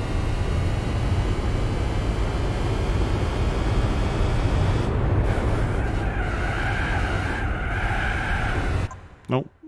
Could have taken that a bit quicker, but I got it wrong.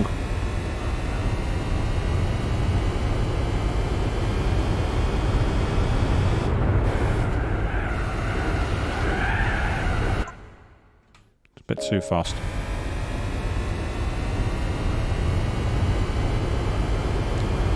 On a regular computer, Joe, yes, the emulator, especially running at the resolution I am, is actually very, very high intensity. But I have a gaming desktop PC with 32 gigabytes of DDR RAM, so it's capable of running almost anything flawlessly. It's why I've been able to play stuff like, you know, Resident Evil 4 and Remake and the upscaled versions of Shin Megami Tensei Digital Devil Saga 2 and Dishonored 2 in ultra resolution, because I've got a PC which has got the horsepower to run it.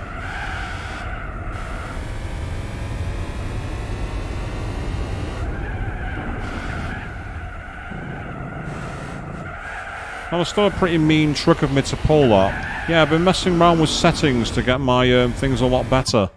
And those settings were a new gaming PC. I'm actually not going to state that one there, because I think there's pacing there that I've missed. And I want to see how badly I do here, because if this doesn't work out, I'm going to go back a step. Sometimes it's better not to save all the time. Yes, Monami, that's right. I said sometimes it's best to not save often. What are you going to do?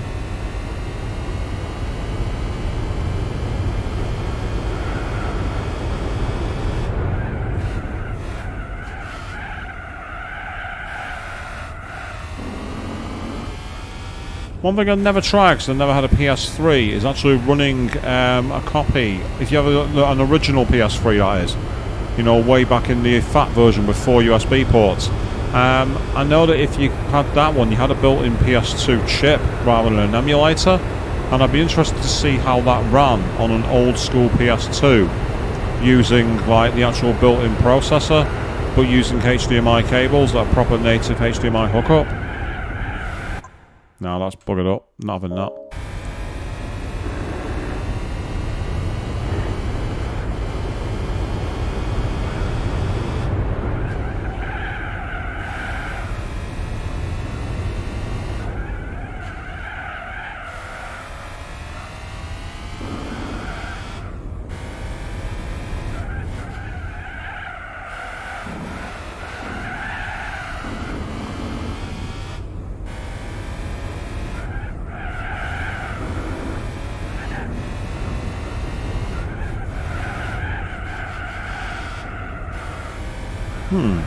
That felt faster, but I don't know if it was.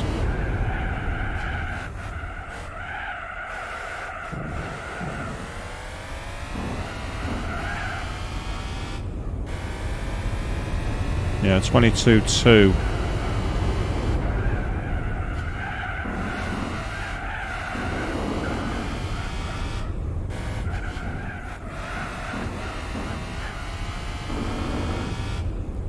Not bad. That worked.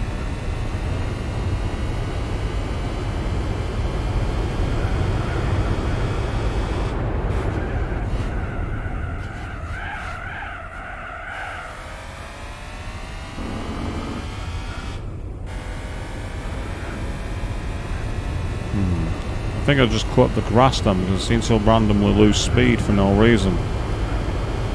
I don't believe in random speed loss. 110.0, that's the fastest we've done so far, so that's going to be a state.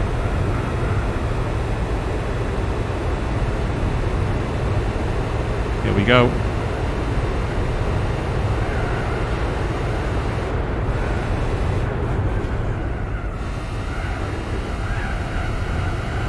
Oh no, that was good. 58 seconds, that's easily my fastest.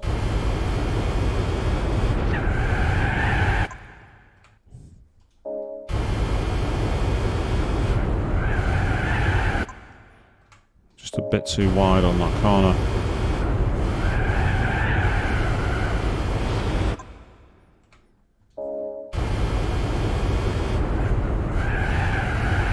Yeah, that's good.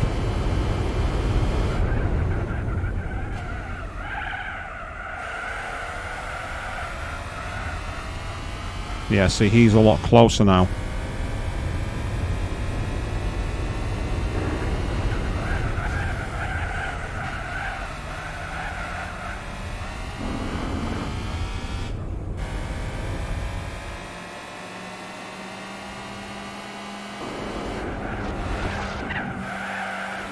Damn it, I wanted to send it to the inside then.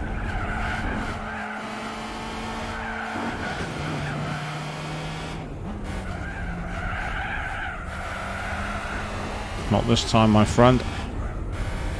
You will be in lockdown by 10. Don't know why the offspring just came into my mind then, but you know what? It's appropriate.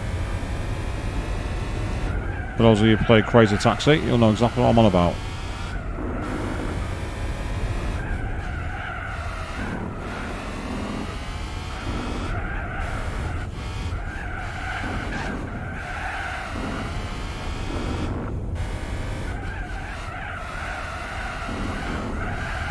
I mean, to be fair, using save states is no different to save scumming to get Ghost Award in Dishonored 2 or Dishonored. Not that I've ever done that. I'm being genuinely honest when I say that, people. I'm not lying at all. Yeah, that didn't work, did it?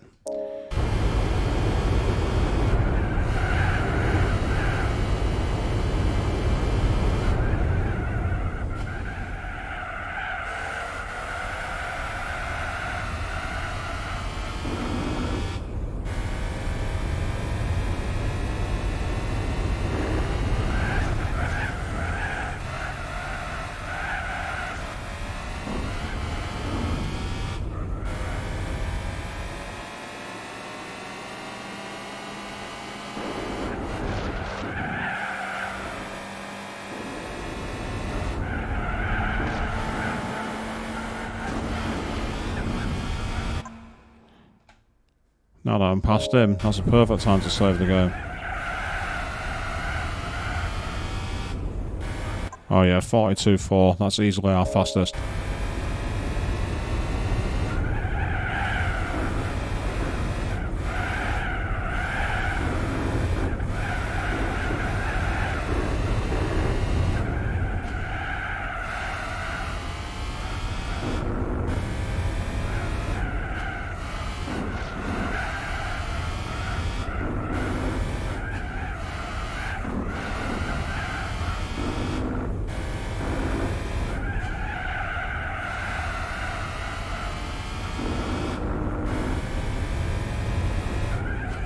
It's funny, hitting the curbs then made it sound like the car was going through the corner.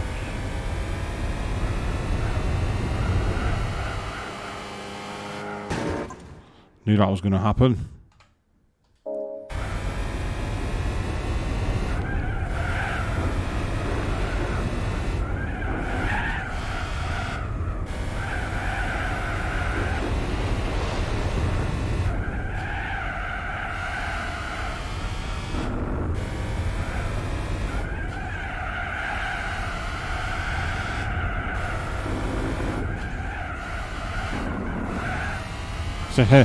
Hopefully I'll get him sooner or later. You're not wrong, Joe. All I've got to say is that it better be worth it for completing all the driving missions. I better get a bloody good reward. Something like a proper super race car of some kind.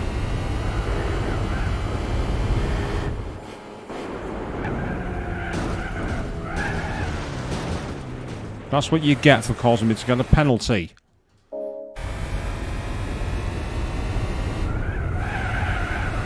Tiny little touring car love tap, and it was enough to get me a penalty, apparently.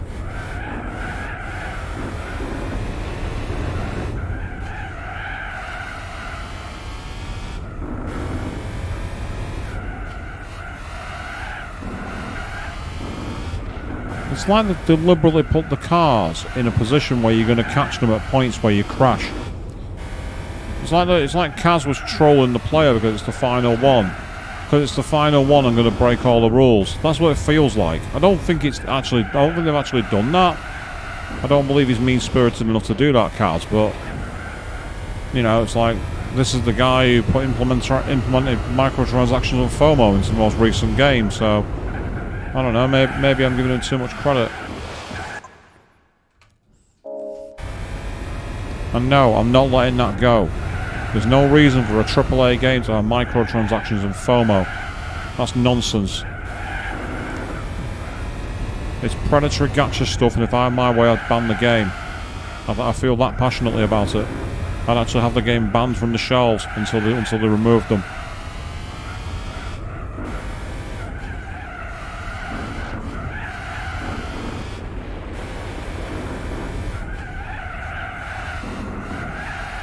Like here in the UK at the moment, gambling apps, you're allowed to set spending limits, and there's rumours of, like, you know, putting in actual bet limits for certain age groups and everything else. But there's no talk of extending that to the gacha game market, which I think is nonsense, because that's where they need it more than anything.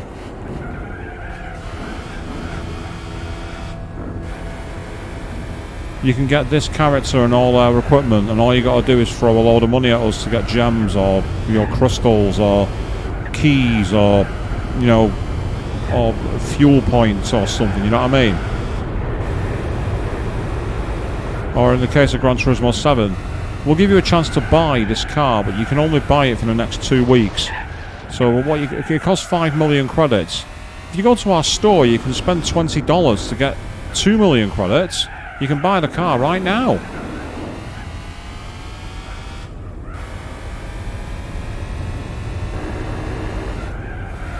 And yes, that's actually a thing. It's called the brand invitation, for those of you who have not seen it. And they are as egregious as they sound. It's pure greed.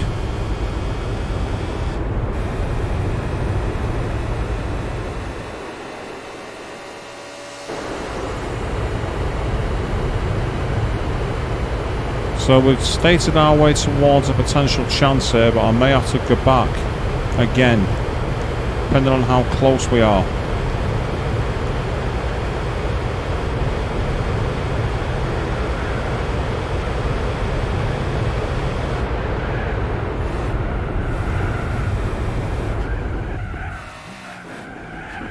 Oh, bugger.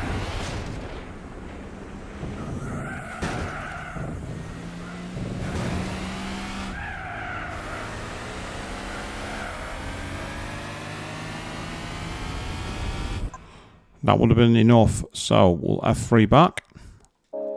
I now know that we're in with a chance here, but a lot of it depends on getting past this car quickly without losing grip in the car.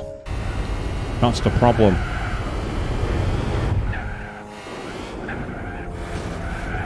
I'll do. That's fine.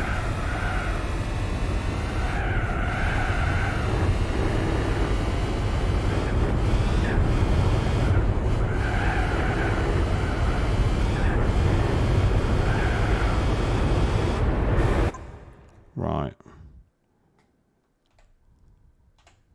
Go to slot 3. Yeah, that's right. There's multiple slots available. We don't just have to use one slot. Yeah, that SLK was the main reason for it. You're not wrong. All of a sudden, I'm not getting any grip out of this car. I wonder why.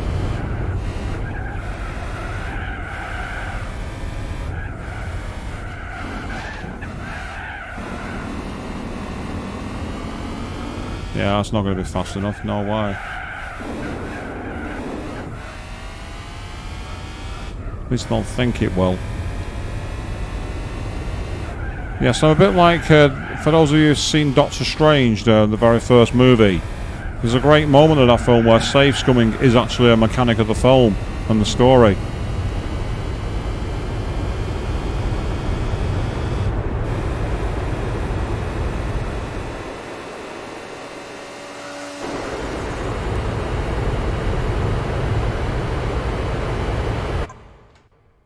I'm going to save state it here. See if I can get past the Mercedes, that's okay.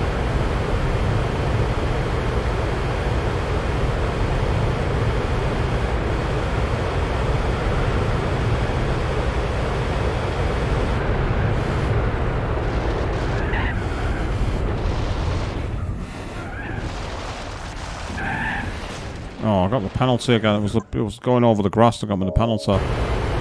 No big deal.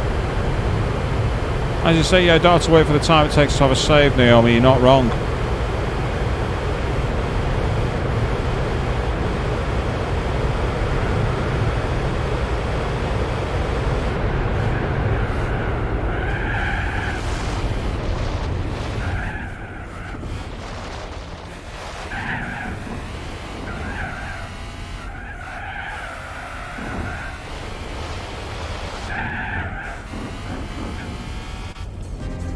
I was close, but it was 2 mistakes there. I can do it with this. Oh, PS1 took forever, Naomi. PS1's hilarious. It's so slow, but again, it was such an early processor, not a surprise.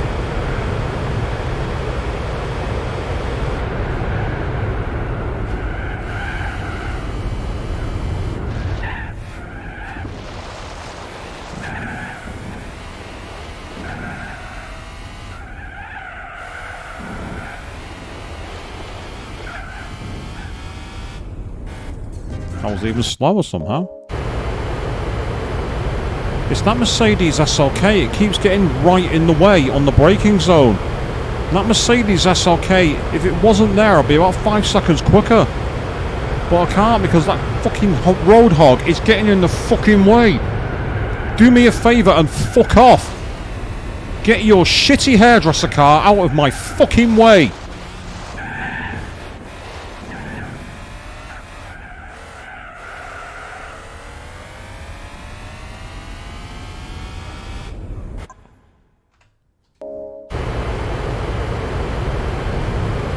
Right, there's not much we can do here to save time, so what I'm going to do...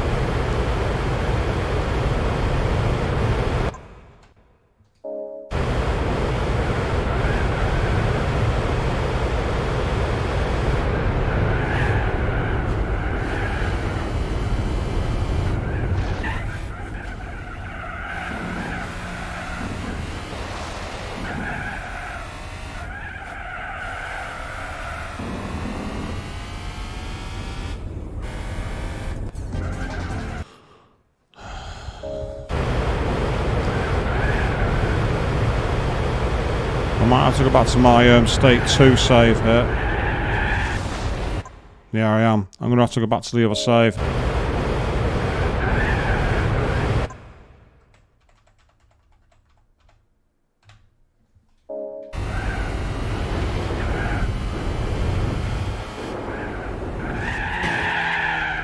Whoops.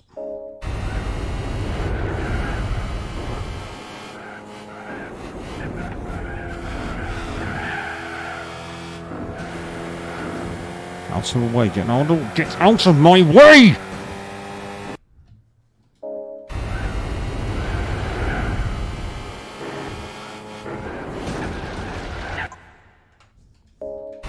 Do you know what I said before, that you catch traffic at the points where it's almost impossible to pass them? This is proof. This is absolute proof.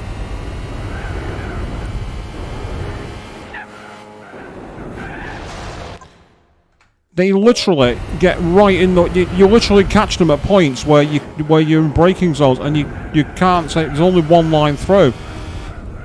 That's the problem. The AI cars are in places where you can't possibly get past them safely. Throw in their overly aggressive actual AI design and how they work, and things are very different. I'm going to make this a new stage 3.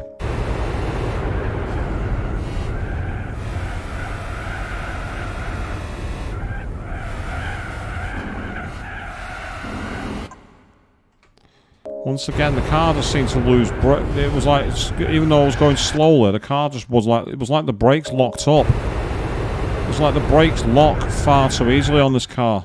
They shouldn't lock this. They shouldn't lock so much.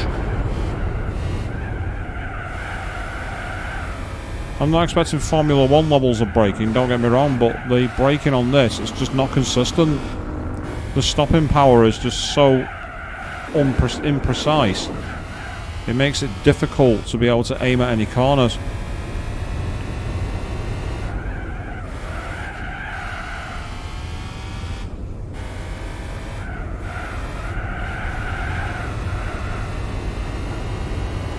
Right, okay, this is good. This is really good. Right, okay. State 4. This might be it. Because we blasted past him before the bridge. That might give us just enough of an edge. It's going to be tight, but let's try it. Here we go. Yes, it's been a very long slog, this, people, and all you people who stayed out there, thank you very much. You've all been amazing. All you people who make this stream possible.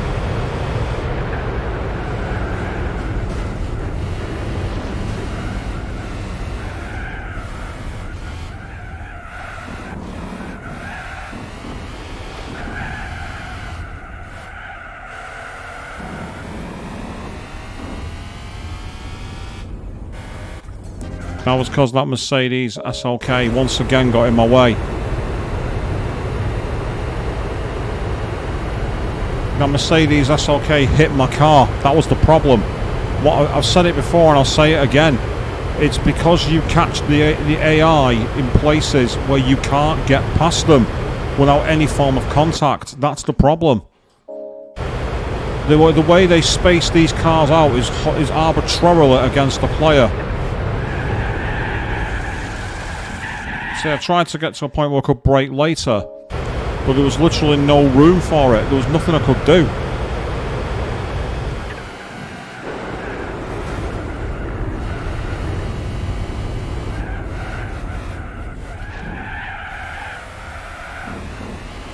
Damn it, I screwed it over.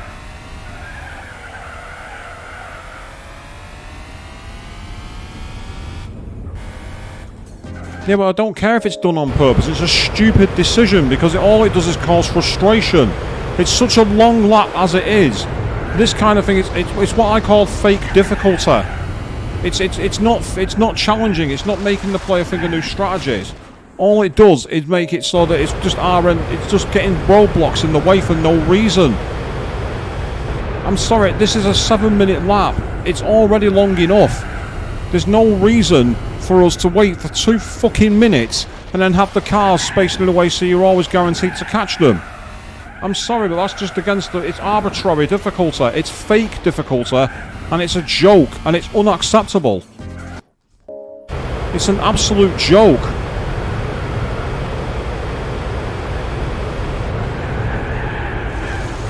See, lost all grip for no reason. I don't care if it's done on purpose. It's a stupid decision. It ruins the game. It doesn't make it fun. It makes it a pointless chore. It makes your efforts feel like they've got no value.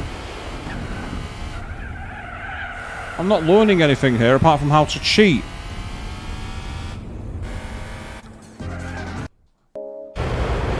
But I am going to give this because I'm closer than I've ever been.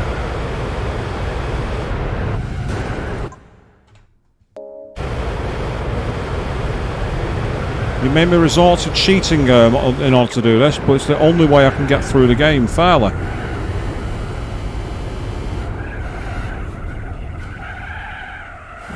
Yep, see, once again, grip fell away from me for no reason. The car just would not stop. The inconsistency in the brake performance is absolutely stupid. Sometimes I can get all the braking I want, other times I can barely stop.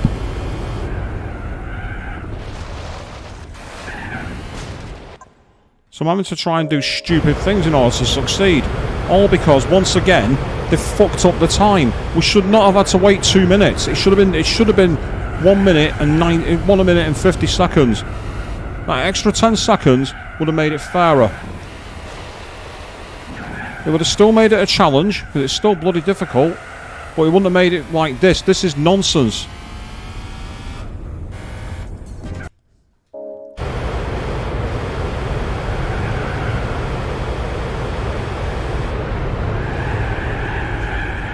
Once again, following the same line, car skidded for no reason.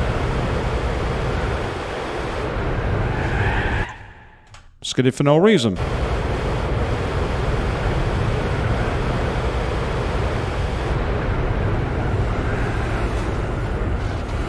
Again, there are many things that would have made this fairer. First of all, better tyres on the car.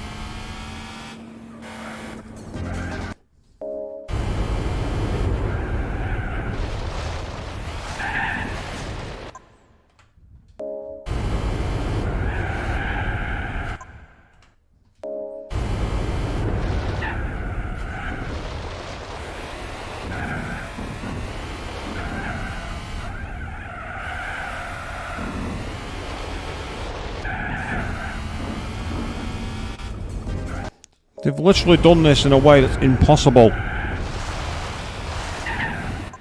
The only way to do it is to absolutely attack everything. And I'm sorry, but like, you know, on a lap as long as this, to expect pure perfection is not fair.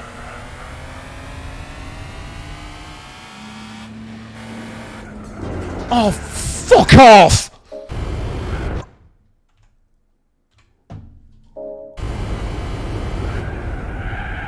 I was ahead! I was in front! I should have got the victory for that! Yes, Fiona, I am. Because this mission is bullshit. And if the game's going to be bullshit, I'm going to be bullshit.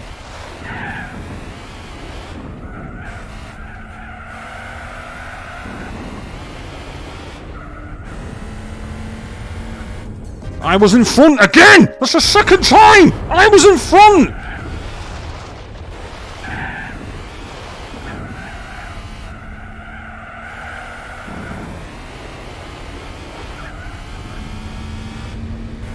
That time I wasn't.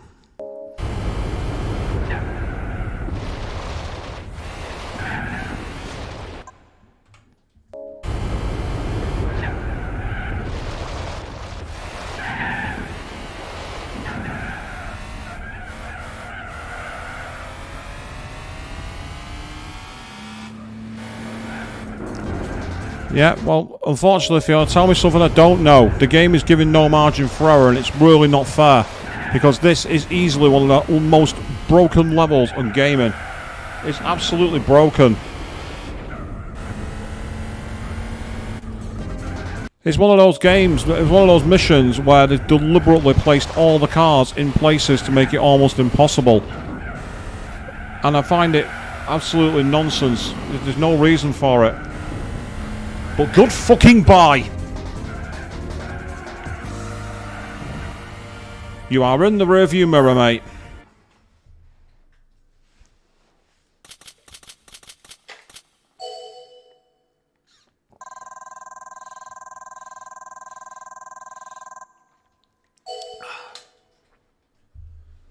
That had better have been worth it. That had better have been worth it.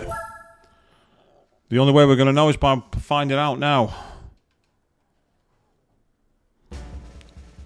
We've won what? Oh, fucking get in there. That might make all the pain worth it. That's a game changer. That's a Group C legend. Nice one. I did it without really being fair, but sometimes you got to be unfair to win. Where are you? From 89. 922 horsepower.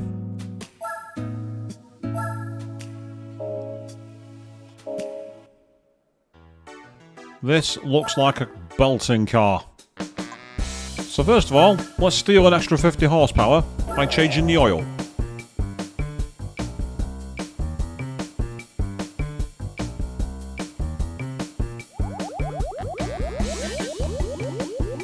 You say it's better than the Minolta, Joe? Oh wow, okay.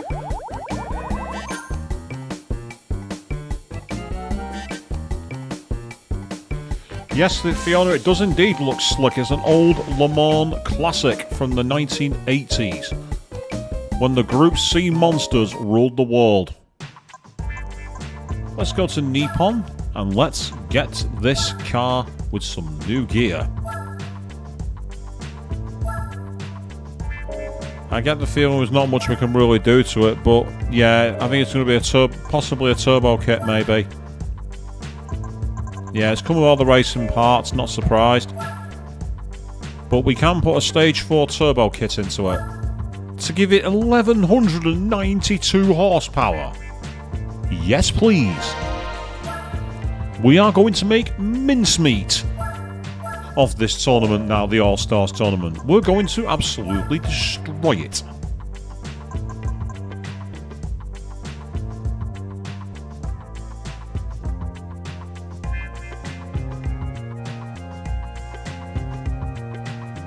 Yeah, let's get a roll cage in it.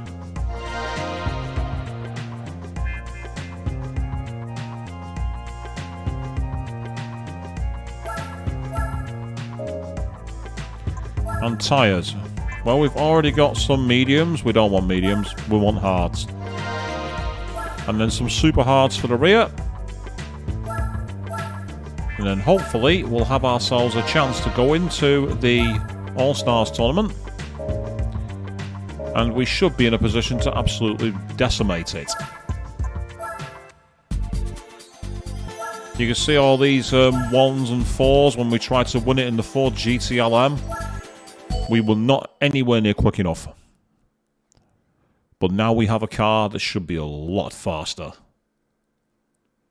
But first of all, let's put some racing super hard tyres on the back. Because we're likely to need them. So we're going to have little grip, unfortunately. It's going to feel a bit strange, this. Oh, we got the Nissan R92. It's big brothers in the race. The Bentley Speed 8. Oh, nice. And the Mazda 787B. So this is going to be a tough one.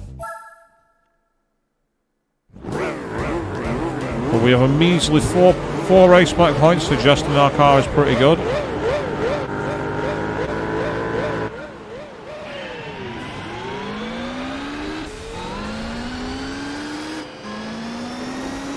Okay, it's got pure power, I'll give it that much. Whoa, what the It's just pitted me out again.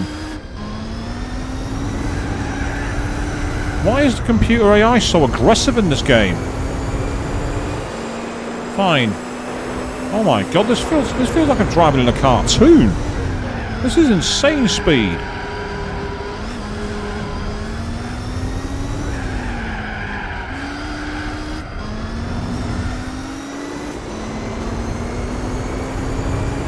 World's going backwards.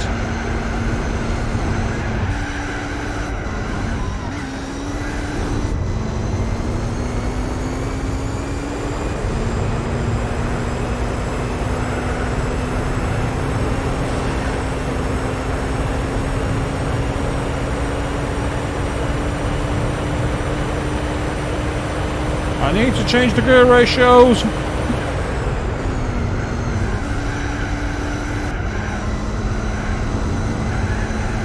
Oh my god, this is insane.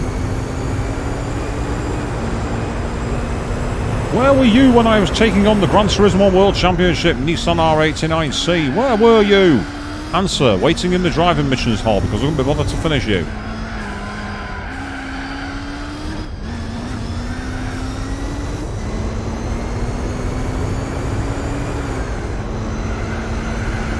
You're loving the engine sound, are you, Joe?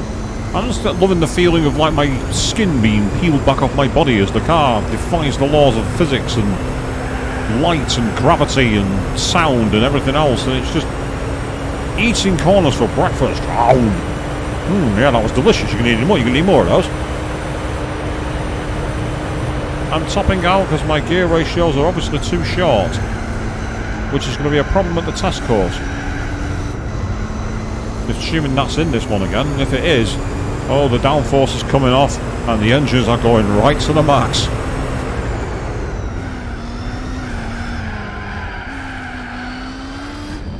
Exactly, I mean, it feels like I've got great grip on the hards and the super hards. On the soft tyres, this would be absolutely ridiculous. We could enter some of the endurance races in this car and we'd absolutely, let's say we'd probably finish about 20 laps ahead of the field. This is definitely the kind of car I want to drive at Le Mans. Maybe when I decide to A-spec the Le Mans 24-hour, I'll bring a car like this. Yes, that's still a plan, by the way.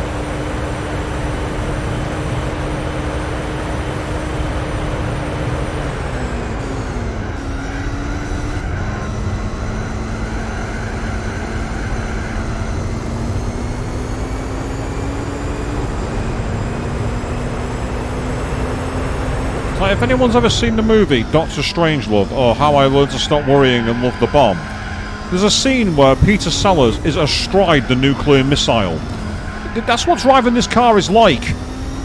I have no idea where I'm going. I have no idea how fast I'm going. All I know is it's going to end in a very big fiery explosion.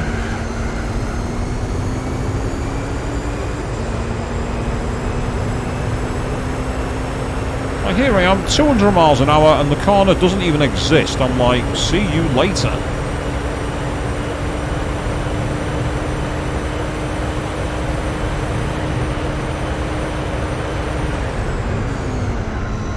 The stopping power is almost unrivaled.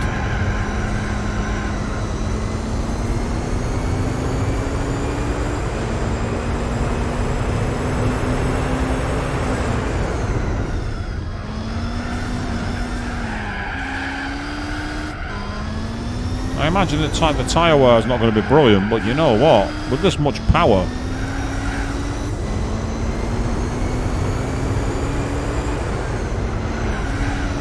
no, that's then the brakes work.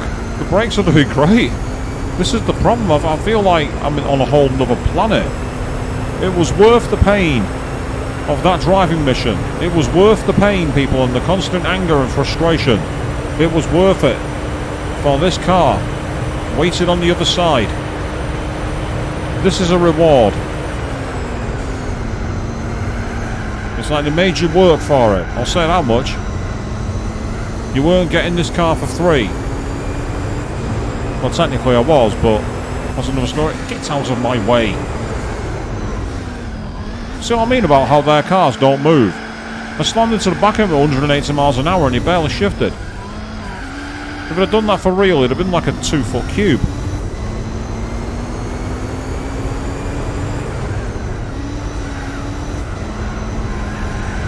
Can you imagine full damage physics with the car at that crash at that speed?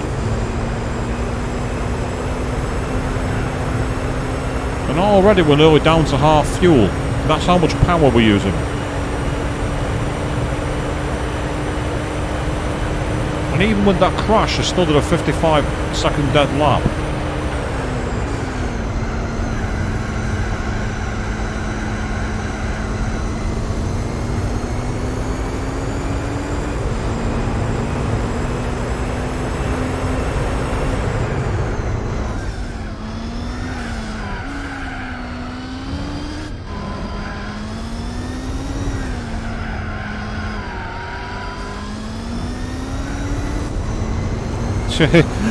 Yeah, Mushroom Clark Queen, you're not wrong. I've used beta, that's what I've done. I've used the beta spell. Midgard's Olms onto the battle.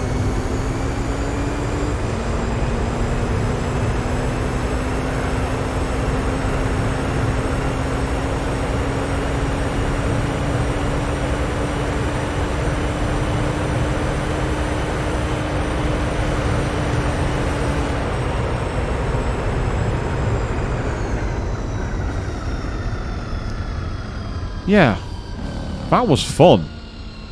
How far behind me did they finish? That's the question. Will it even tell me? Did I come so far? I did. I came so far ahead, they wouldn't even clock their time.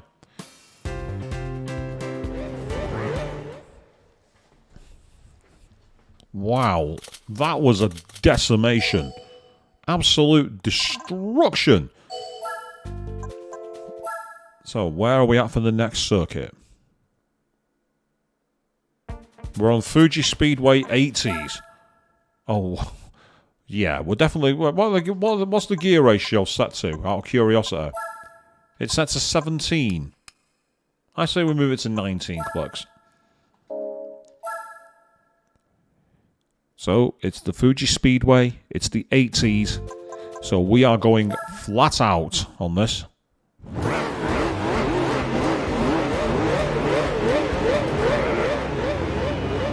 What did you miss, Fiona? Extreme speed. Check this out. It'll start quite slow and timid, but just watch.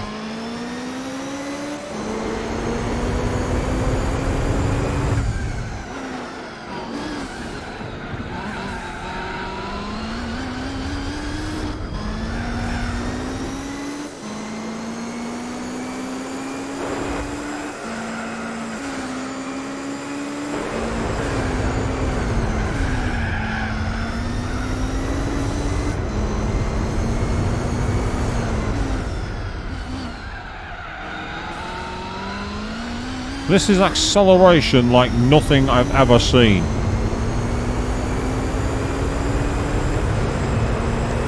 The only thing I can describe this to is being shot out of a cannon.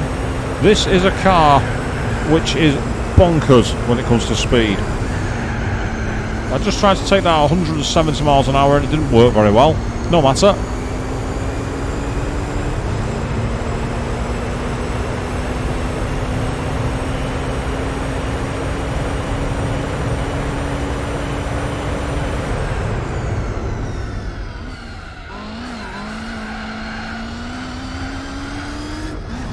That's cool for you. You got friends who are currently in Japan. That's amazing.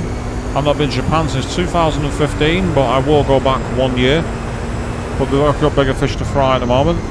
So I'm going somewhere this weekend. It's not very important. No one's going to be waiting there who's been wanting to see me for a few years. No one's going to mind. And have to time travel to destroy to find the bodies, eh, Queen? I mean, the speed's pretty fast, but I'm not sure it's quite warp speed or ludicrous speed. Yes, that's right. I did quote Spaceballs. Yes, you're all welcome for that.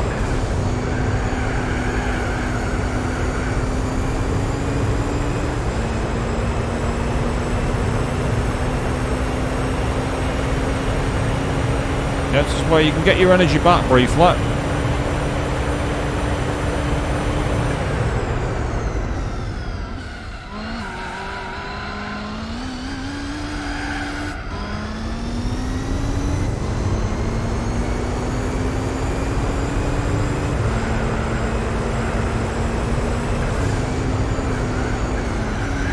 I say it's an acceleration like nothing I've ever experienced, and it's brilliant.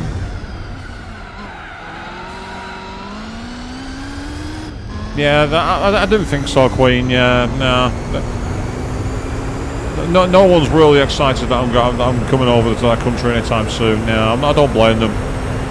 I'd be boarding up the shutters and saying no, I'm not home as well.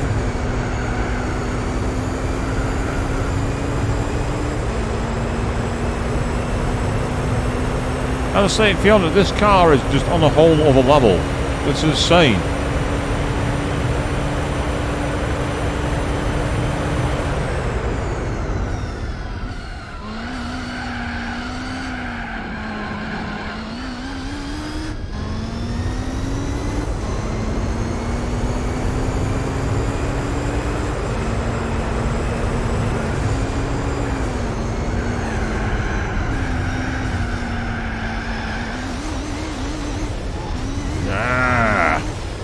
Let's go cutting the grass because I can.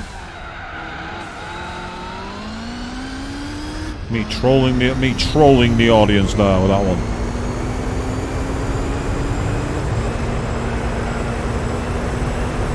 I say this car is just insane, but I say it's brilliant.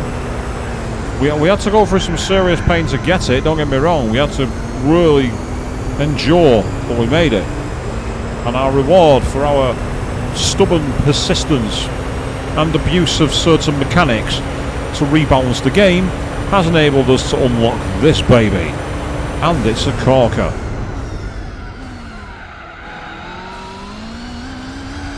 I also don't believe that this is in the modern Gran Turismo games. I don't think it's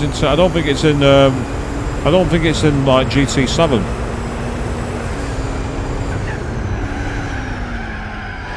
Oh, there we go. We're off the course again. Yep, zipping the car into the world's fastest lawnmower. I'm sure the authorities here in Fuji will be very happy with their random, like, missing line of lawn.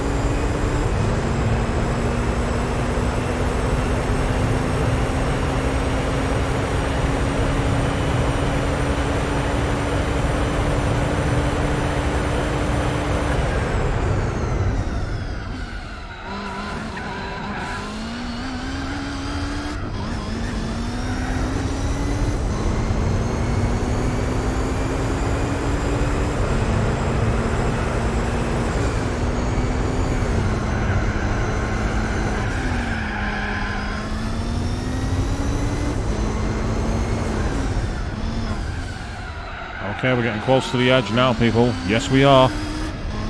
We're getting close to the end of the race, and we are absolutely miles clear. So this really is a case of supercargo. Buh.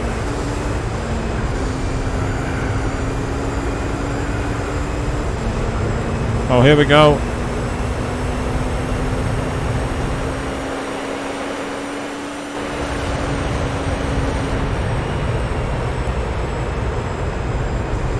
He actually just about finished on the lead lap then, that Ford.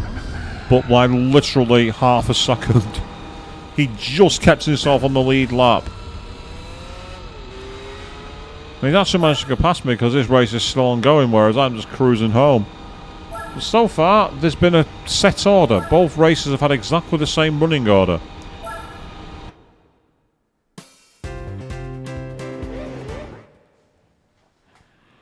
Very, very fast indeed. This is fast. So we shall move on to race 3. 3 of 10. And we're at Laguna Seca. In that case, then, ironically, I will want to take my transmission slightly back. I'll kick it back to 16. So, this is a circuit where there's all kinds of crests. There's the corkscrew. And there's also a very annoying rolling start. But I'm still going to start at the back because I can't be bothered qualifying. There we are. We're behind the Mazda 787B. We're behind the Ford GTLN, the Bentley Speed 8. And then we're also going to be behind the Nissan R92 CP. So, and the Toyota 70 race car as well. So we've got quite a few cars to pass. But we're ready to go. Here we are, and off we go.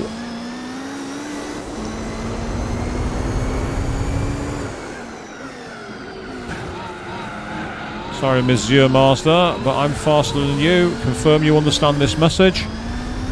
In other words, get the fuck out of my way.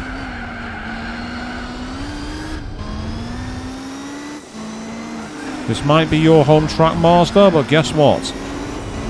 I'm invading, and I'm taking your crown. Whoops. Sorry, Mr. Toyota. That wasn't intentional.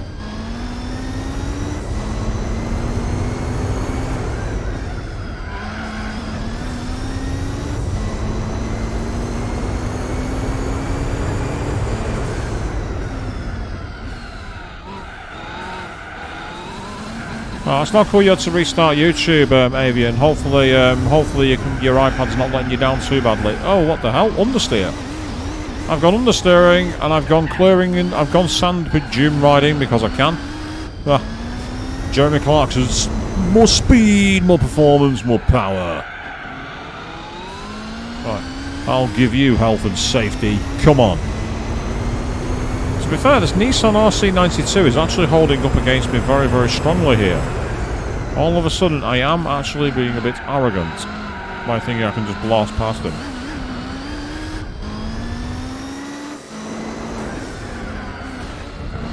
But then again, when he tries to drive around the outside and goes off the circuit, I suppose it's easier.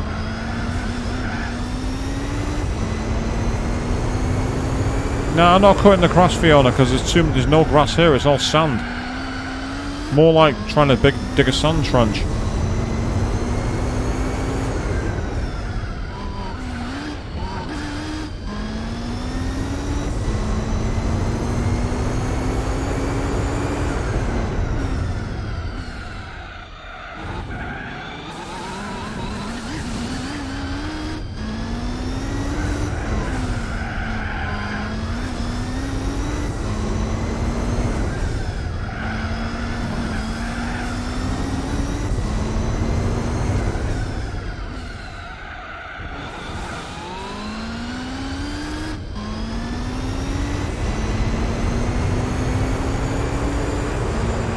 .113.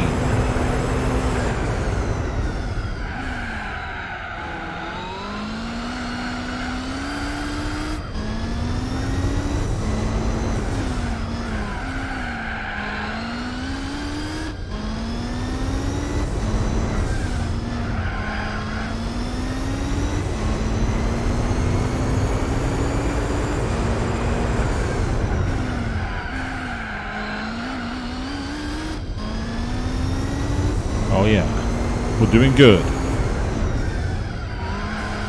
Be interested to see what kind of prize car we get for winning this tournament, assuming we can.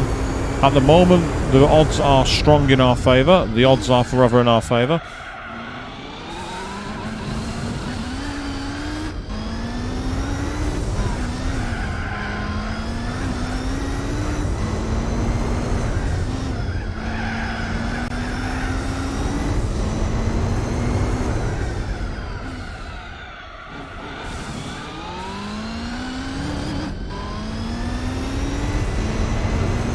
Keep on blasting through.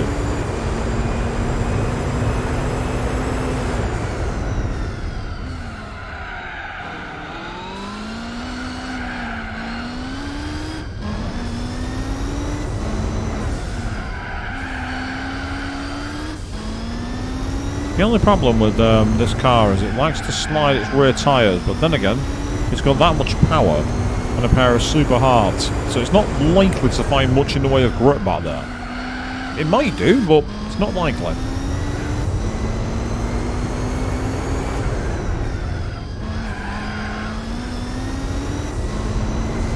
So I've got to say, Fiona, I know nothing about iPhones.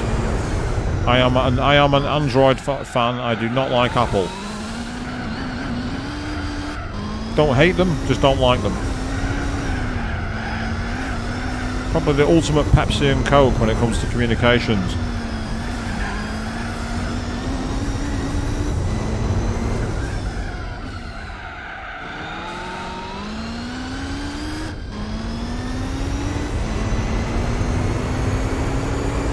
Oh wow, nice one. Just found a second on my fastest lap.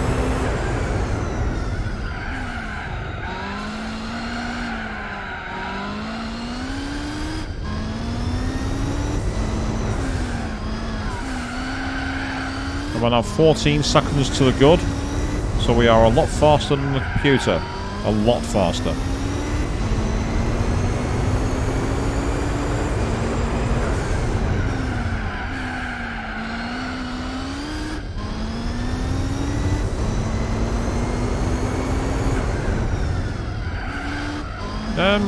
Which movie are you on about, Queen? Saying you went in thinking you'd hate the character that I quoted. Yeah, it was your favourite character by the end. Which movie? Which one are you on about?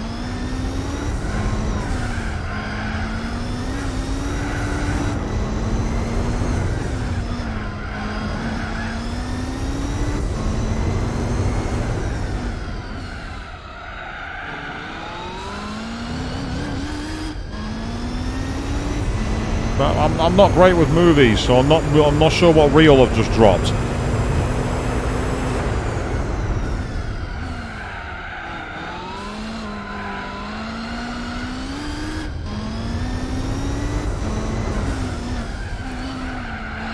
Oh right, yeah, okay. I think I know which character you mean now. Yeah, I realise it now, Queen. Yeah, I know which character you mean. The delightfully eccentric Lady Gaga-esque kind of character.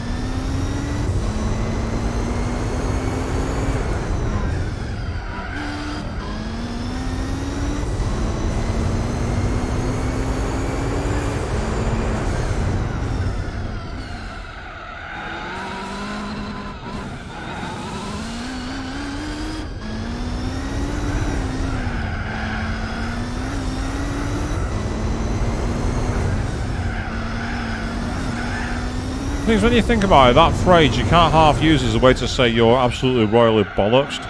It's like, so welcome and thank you and good luck.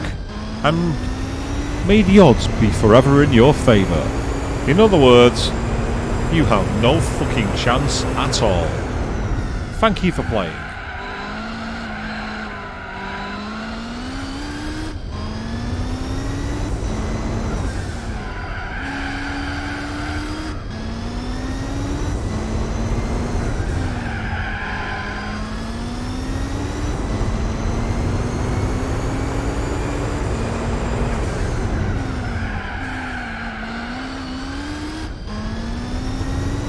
No, I can't say I've seen that Valorian The Thousand Cities movie. I don't even know what it is, Avian.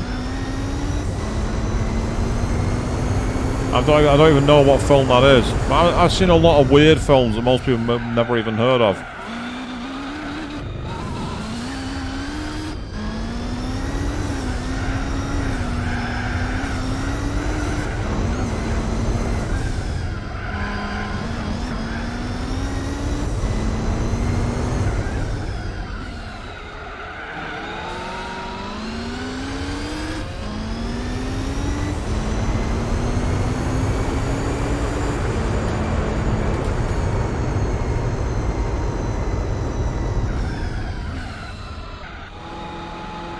Well, the Ford GT has fallen a lap behind.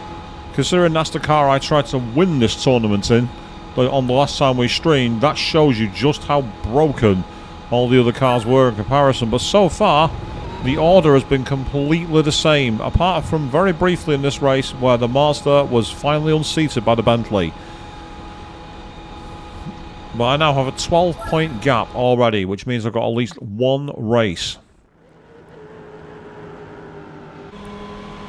Yeah, it's like Avian, I've not heard of it, so I can't say anymore. Never heard of it. So, All Stars Race 3 is down, and we're moving on to race number 4. And it's taking place at... Oh, Autumn Ring. Ugh.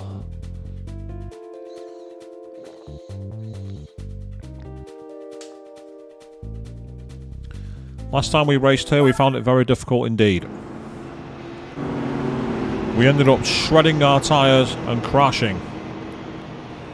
You know what? You do raise a fair point, Queen. Can B-Spec Bob lose this championship? Maybe I should run him out for a couple of races. Oh, old school movies like the Invasion of the Body Snatchers and American Werewolf in London. Yes, yes, Naomi. Excellent choices. Very good indeed. Oh, the tyre has crashed. That's nice. It's nice to see the AI actually make a mistake. I like that. That's unusual.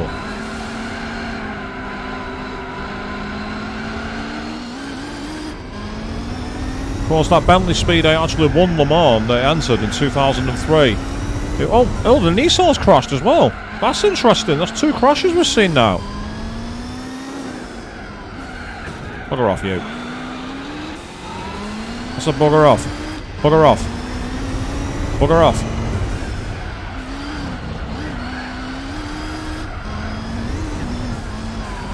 Whoa, what the hell? We almost went into a corkscrew barrel roll then.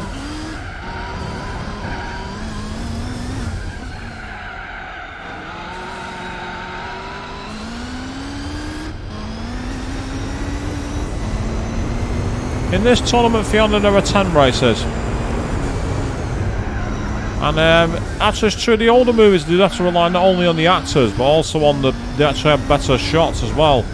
They had to think more about how they captured the shots, and that's why a lot of old movies with practical effects still look great, whereas old movies with really poor CGI don't. If you take Terminator 2 for example, that looks to this day absolutely stunning, despite some really old school techniques used. But if you compare it to some of the modern CGI movies, they just look so much better to look at. And Bullet, Joe, that's a legendary movie. It's a classic driving movie with Steve McQueen, famous for the Mustang versus the Charger chase all throughout San Francisco. Absolute belter.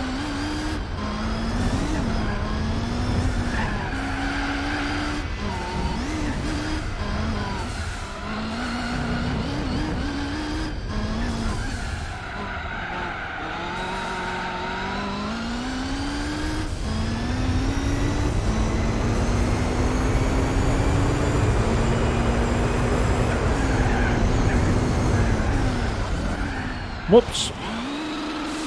Interesting, all the Bentleys in second place. That's not what I expected to happen. So we've all crashed. We all hate this course. We've all had crashes on it now. The Toyota 7, the Nissan R92 CP, and now the Nissan R89C. We've all crashed. We're all bored. We all want to get out of here.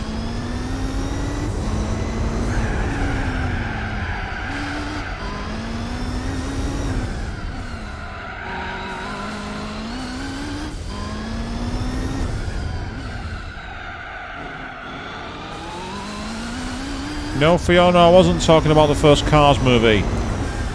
The Lightning McQueen probably as a reference, but Steve McQueen is a legendary actor. Famous for being in the Le Mans movie, famous for being in The Great Escape, The Towering Inferno, Bullet, and many other classic films of the 1970s and 60s.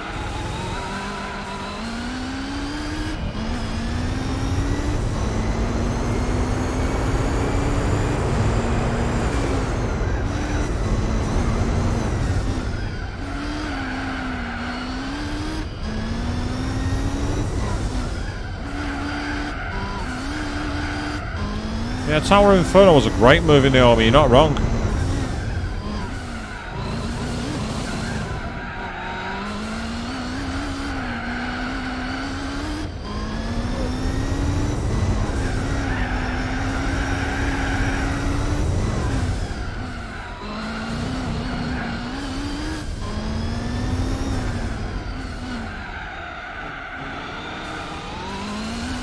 Oh God, Avian, I Dream of Jeannie. Oh God, that's not aged well, that show.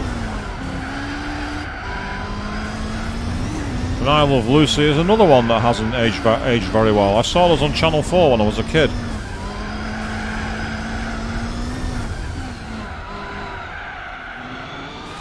I say, Fiona, I wasn't about when those movies grew up, but when those movies came up, I'm aware of them. As I say, I think it helps that one of my uncles is a massive film buff. He was one of the earliest pirates where he'd use 2 VCRs as a way to copy films. Oh God, the 60s Batman. Oh dear. And Adam West. God, that's an old school one.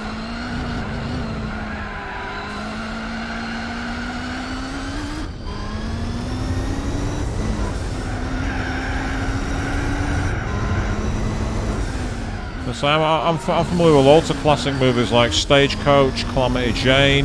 I'd say we've already mentioned Bullet, but you've also got Vanishing Point. You've got Tower and Inferno, the Murder on the Orient Express, Citizen Kane, Dirty Harry, The Good, the Bad and the Ugly.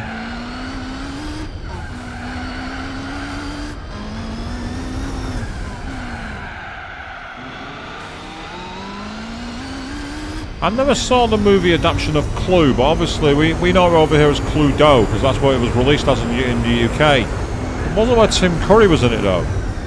Tim Curry, of course, the legendary actor behind It. He played Pennywise in It.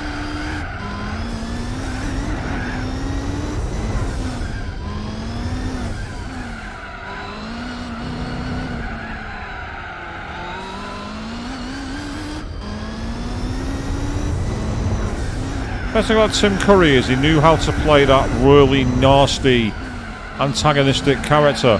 I still remember him in Home Alone 2 when he played the hotelier, and he's like, "What's the matter? The store wouldn't take your stolen credit card? Let's see what the police have to say about this." That kind of, I'm a total twat and I'm loving every second of it. Him and Alan Rickman were both brilliant at playing those kind of characters. And indeed he was in the Rocky Horror Picture Show. Did the legendary song Sweet Transvestite.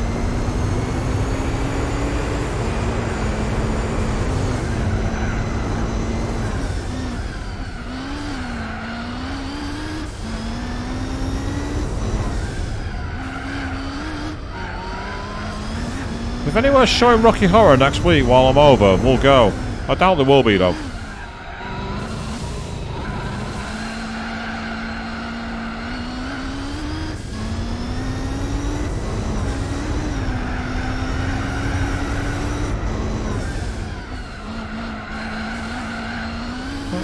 This is one of the things with one of my streams. We take random left turns that are totally unrelated. Oh, Joe, absolutely iconic movie, yes. Where Eagles Dare. One of Clint Eastwood's classics. Brilliant film.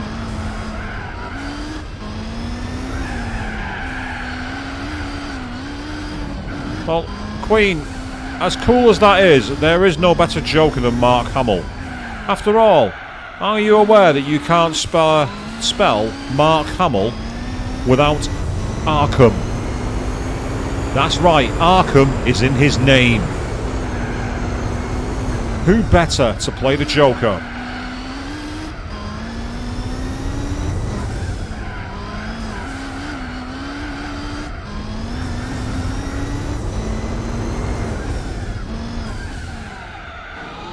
Yes, Naomi, Christine and the Jewel were both brilliant. Christine was like one of Stephen King's legendary creations, which, ironically, that actually was in Shin Megami Tensei 2. The car Christine was a demon you could summon in that game. I've not played Shin Megami Tensei 2, but I got told that on one of my streams. It just made me laugh.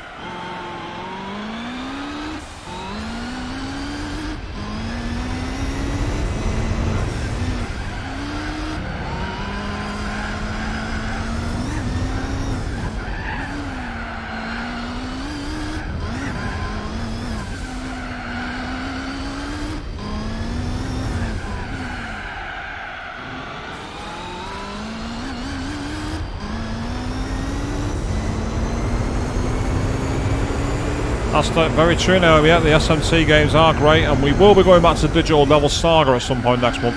Wow, this Toyota does not know how to drive this track. It keeps crashing. Look at the state of this. What is that driver doing? Is that driver drunk?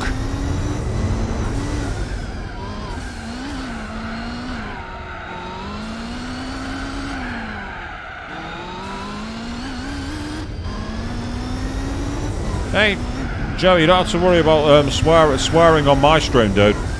My streaming ain't for kids. Don't worry about swearing on here. You can swear as much as you like in the chat. Ooh, interesting, Queen. You think that Christian Bale is the worst Batman? I mean, you're not being 100% fair there, really. There have been some terrible Batmen elsewhere.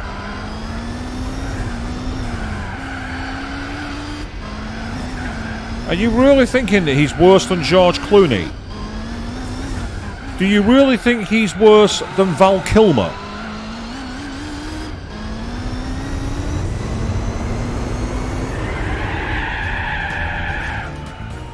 Because why not?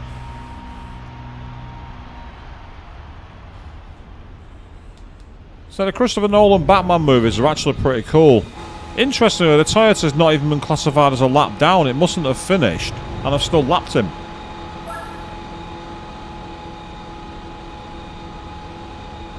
Maybe it was Nick Latifi, Joe. I don't know. Maybe it was Nick Latifi. And wow, Queen, you're probably the only person on the internet that thinks that Christian Bale was worse than George Clooney. I admire that. That's a real sense of disdain for someone's performance. Yes, exactly, Avian.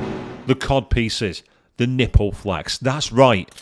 Because for some fucking reason, Joel Schumacher thought that's what people associated with Batman.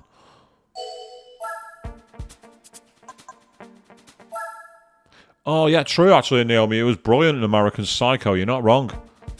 Oh, we're on the test course. Right, okay. Off comes the downforce. Max out the gear ratios. We're not messing around here. We want maximum gear ratios and we want minimum downforce.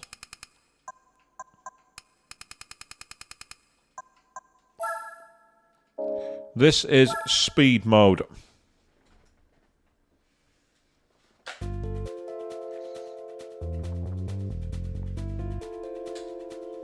Last time we took part in this race, we ended up finding ourselves in a very, very tight finish. I get the feeling this won't be as the same, will not be. Starting in first is not a good idea here, because we want the slipstream. Oh god, the Catwoman movie, yes, Avian. Massive props to Halle Berry, though, who turned up to collect her Razzie Award in person, and then spent about an hour and a half reading the script on stage to own how bad the film was.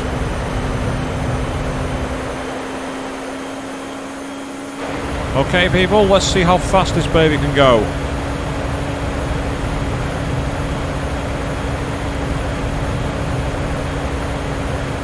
Ironically, it's not as fast as the Mercedes CLK GTR was.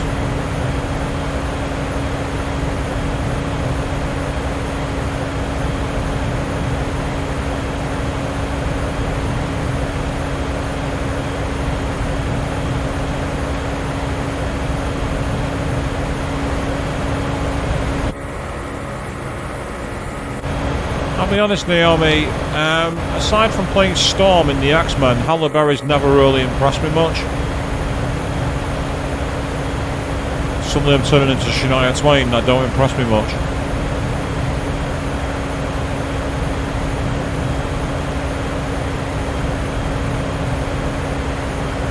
Whoa, what the...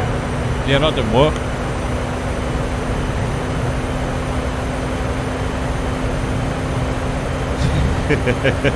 To be fair, Queen, when you play Deadpool, you have to own how shit the Deadpool was. You know, the things you have to do that. You know, to be fair, Ryan Reynolds is a proper shit talker, so it makes perfect sense.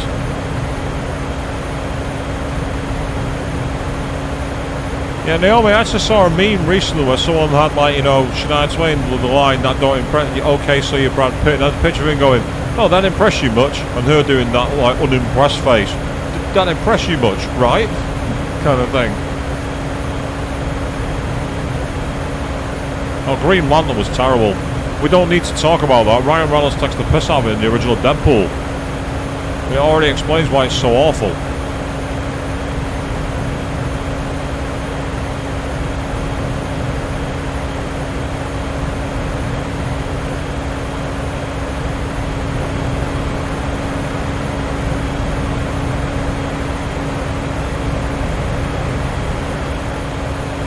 Yes, this is probably the easiest race you can possibly do here. We're back on the test course, but this time we don't have to worry about drafting.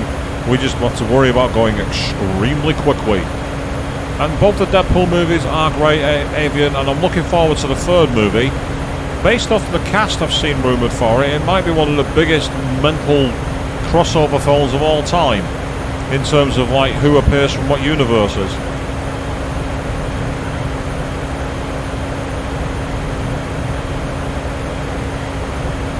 That's true, actually. Yes, he did. You're right on that one, Queen. That was meta as anything.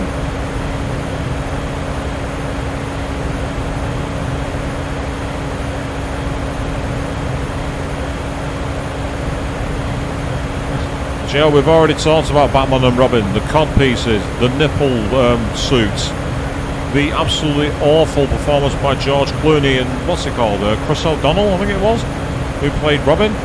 Can't remember who played Batgirl, but she was also pretty terrible. For some reason, I think it was someone like Alicia Silverstone or someone like that. Either way, it was crap. It was really awful.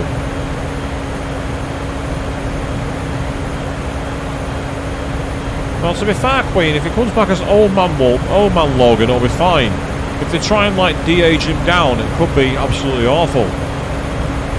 And Joe, don't worry about it. I'll take any excuse to rag on Batman and Robin. It was a dreadful film. I'll spend all day talking about how shit that film was.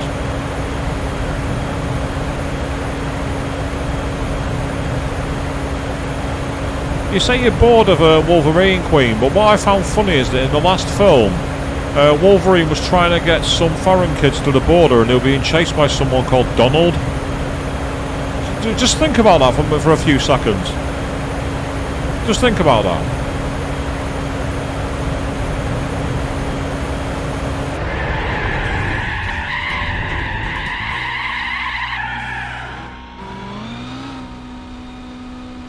Let's burn those tyres. And as for Halle Berry being in the new Little Mermaid movie, I've not got much I can say on that. I'm not a Disney nerd. I don't know how that's going to work personally, but then again, I don't know.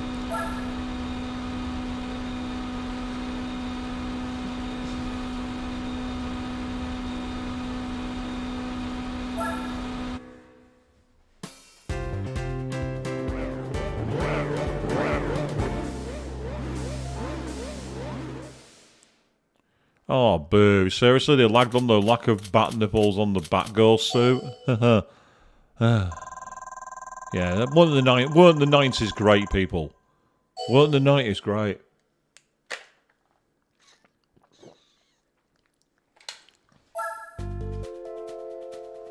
So, when movies are being remade all the time, there has to be a point where you think, what's the point? Oh, it was Halle Bailey, not Halle Berry. Right, fine. Okay, that makes a bit more sense now. Again, I'm not into Disney, so I'll take your comments on that one, Queen. No, I know nothing about it. In the words of Eric Idle in Fawlty Towers, I know nothing.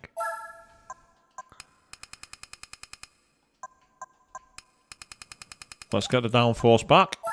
We're going to need it for this track. 1 second. Fully transmission 17. Let's click it up to 19 clicks.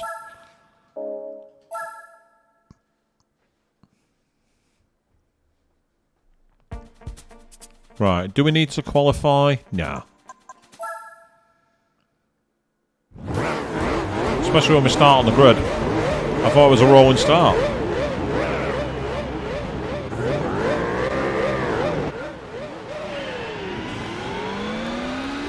So the problem with the most recent Ghostbusters movies, Avian and Naomi, is that there was no Harold Ramis for obvious reasons, and you know you couldn't do it without Harold Ramis. It was bad enough not doing it without Rick Moranis, but not having Harold Ramis was just like beyond the joke. It just wouldn't make sense. Oi.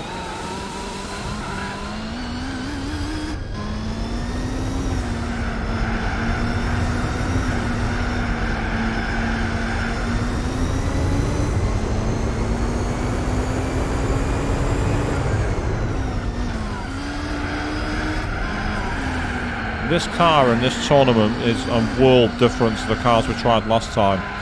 Trying to win it in the cars we did last time was a challenge run. Now we're doing it in a much better car. A car that's easily capable of winning almost any race.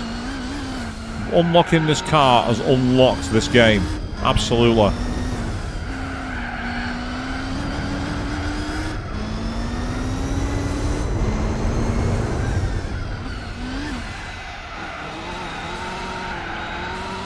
In the most recent Home Alone, didn't they randomly bring one of the old actors back in some kind of weird Easter egg reference that made no sense to anyone?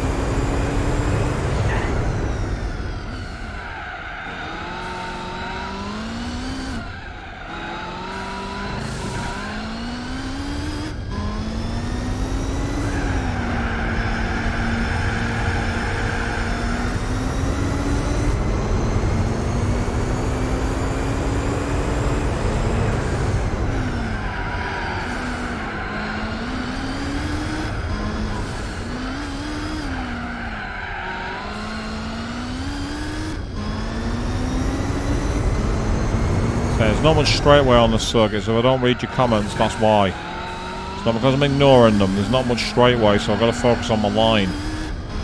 Though I must admit, this is so much easier than the last time I attempted this race. This season was so much more difficult. I'm actually quite impressed with winning as many races we did, comparing it to now. Oh God, Uncle Buck! Oh, nice one, Naomi, I forgot about that classic. Great film.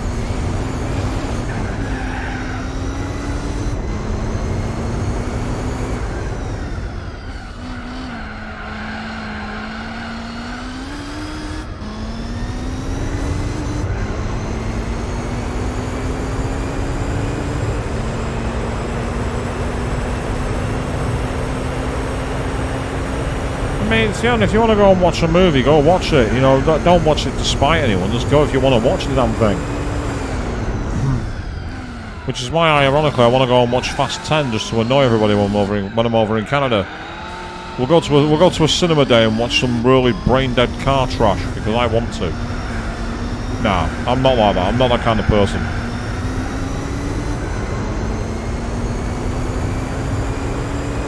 I can't talk about the new TV series Avian because I don't watch TV, but I have seen a brief image of the rebooted Rugrats and it looked like the most cursed thing I've ever seen. It almost looked like a really fake, rubbish creepy pasta. I looked at it and thought, what on the fucking earth is that? Answer, not something I'm going to watch.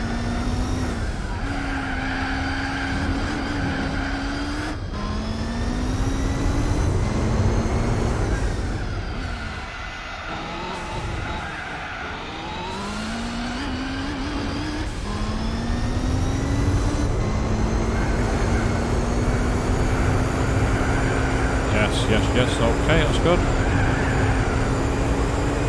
The original Gran Valley, not the bastardized highway version as in Gran Turismo 7.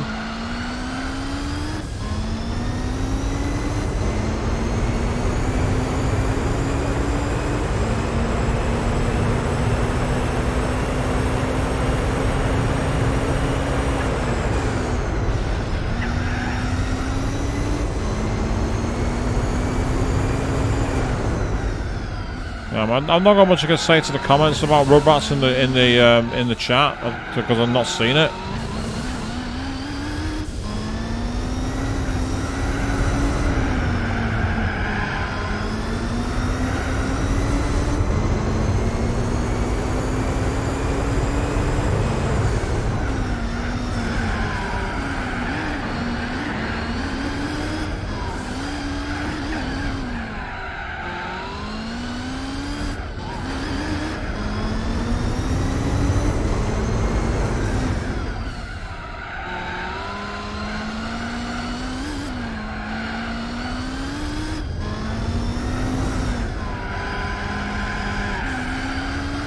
Say it is a reboot, Avian, so they can change things around, I suppose. I guess, I don't know.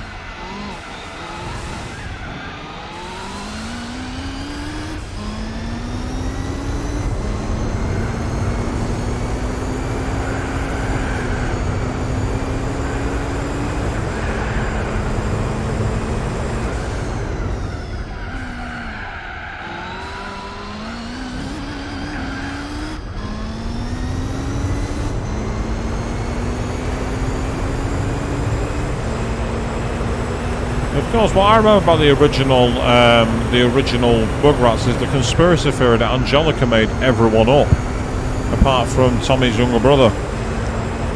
Some kind of weird theory that she did it to try and I can't even remember why she did it, but it's one of the cartoon conspiracy theories that makes no sense. There's a whole thing about it online, and I'm just like, what? Why? What? Don't get me wrong, some cartoon conspiracy theories make perfect sense. With the Samurai Jack, for example, there's a conspiracy theory that is an unofficial sequel to the Powerpuff Girls, with Samurai Jack played by the Professor in the far distant future. Another one is that Pokemon is actually because Ash was actually knocked out by the lightning and is in a coma and dreaming everything. It's why he never gets old. That's another theory. There was a weird one involving some kind of like classroom kids cartoon, I don't know which one it was, about being kids who are trapped in purgatory on the way to heaven or hell, which I don't buy. I really don't.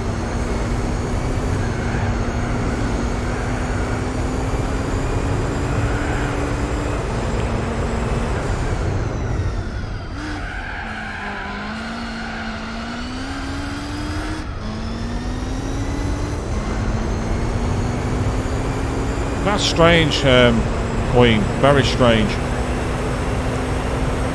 You have no friends, so invent a load of babies in order to try and get more friends. Who the fuck does that? I was left up as a kid but never did anything that stupid.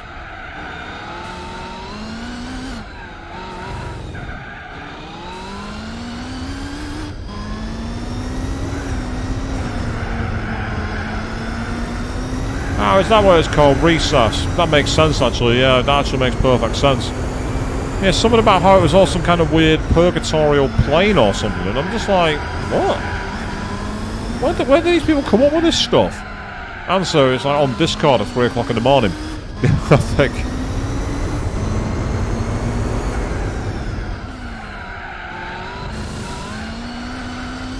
Ah, you find it creepy, Joe. I think maybe that's probably what they were trying to do, make people creeped out about their childhood memories. So I always make people uncomfortable when they talk about Tom and Jerry, and I go, yeah, have you ever realised that it's always the Tom that gets hurt and the Jerry gets away with anything? Have you ever wondered if that might have potentially been Nazi propaganda? All of a sudden I get cold death stares as everyone starts to look at things and go, to be fair, Tom did sometimes look like a drill sergeant and speak with a British major's accent. Oh, and all of a sudden a cold pall falls on the room and I sit there like this. Because I made it happen.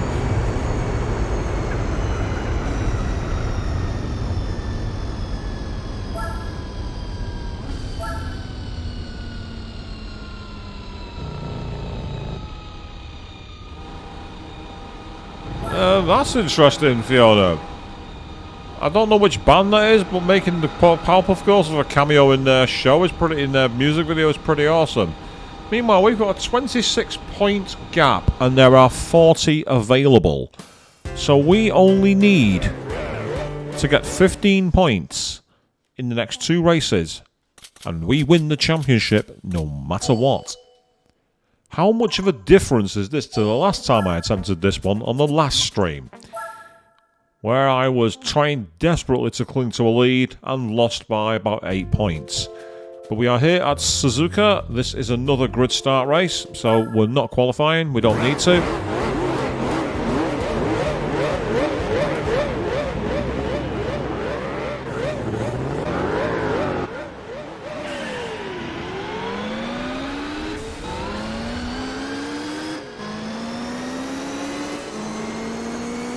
Oh, we're in serious bother here.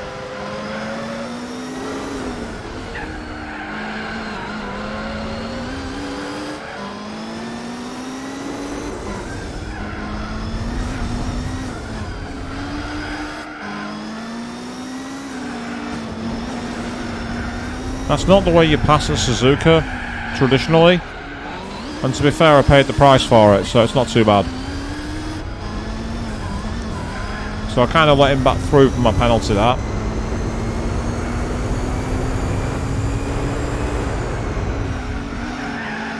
Yeah, attempted Dagna 1, but then we got into Dagna 2, and all is good.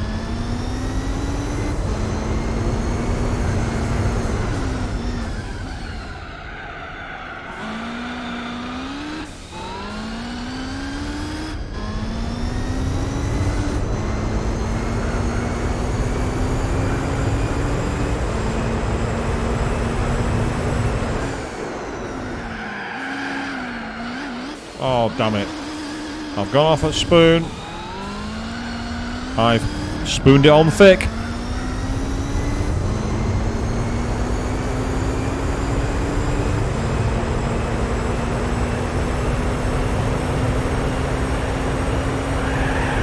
Nope, you can't go through there at full work.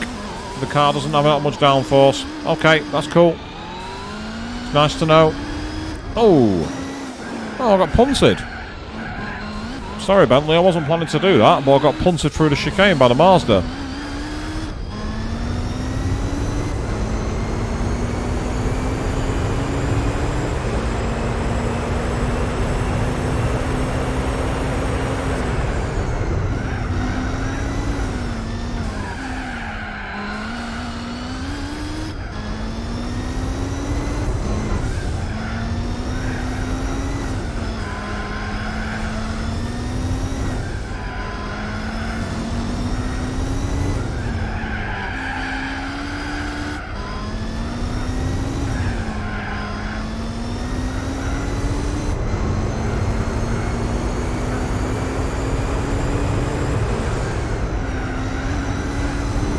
Now, sorry, the best girl group was, is, and always will be Aqua from Love Life Sunshine.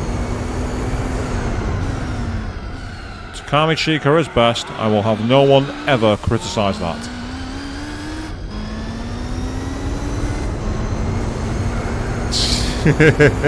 I thought you'd like that one, Queen.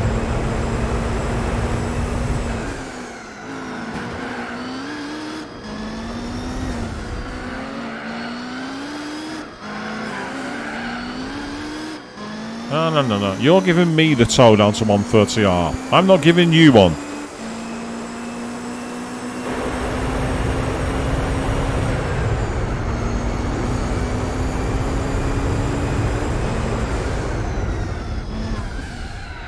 Yeah, I can't bother taking the regular route.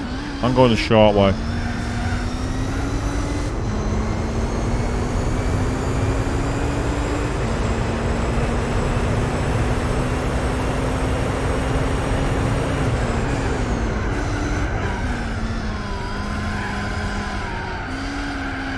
Oh, fuck, damn it. Well, that was my fault. I gassed way too soon when the grip was not there. Never mind.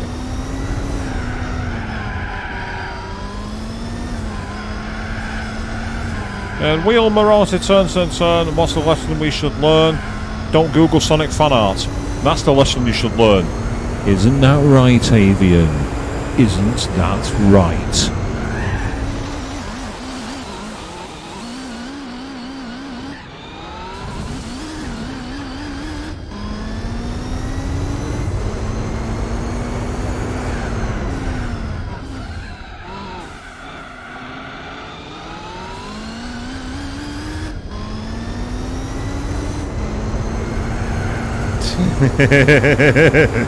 You're welcome, Avian. You're welcome.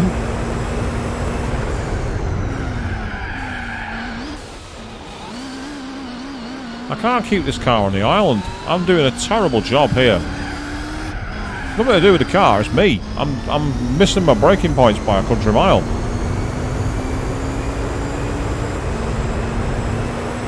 Oh, Avian, you don't want to go down that rabbit hole, trust me.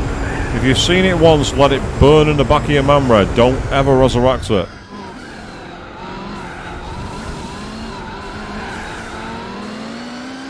It's already creepy enough seeing me cosplaying as Amy. You don't want to see Sonic fan art of Amy, trust me.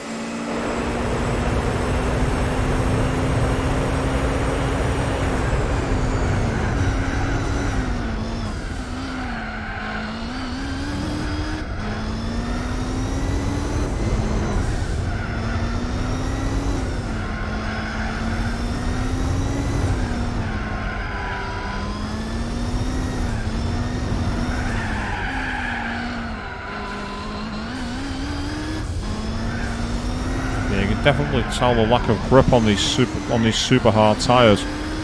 I'm not able to get away because I can't plant the power, and the R92 is just licking his lips. Doesn't help that I keep going wide. Oh, but so does he, so it's not a big deal.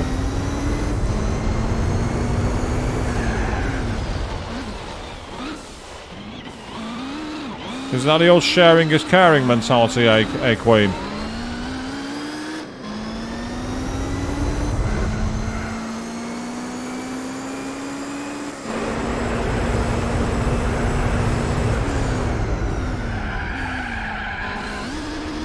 At that time the brakes were perfectly fine, but the grip was just not there. I couldn't get the grip down. I might actually not win this race because I keep on fucking up. That's what I mean. However, it's not that big of a deal because I'm still getting enough points to win the title. I can fall over the line, but I don't want to fall over the line. I want to win.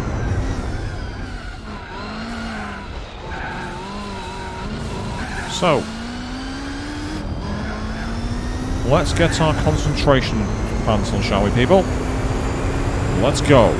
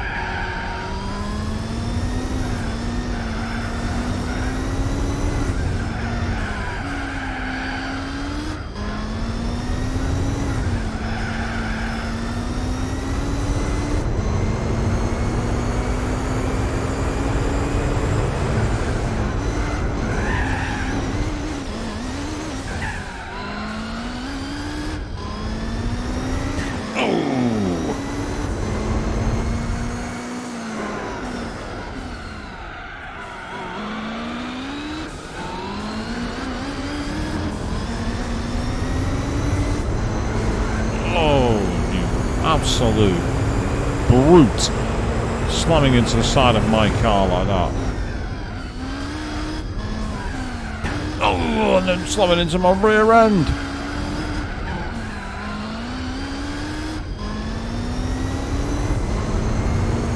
Okay, here we go. We've only got 3 corners left. Tiny kick of the brakes, and I can't take that corner flat on these tyres. And because I'm a dirty cheat,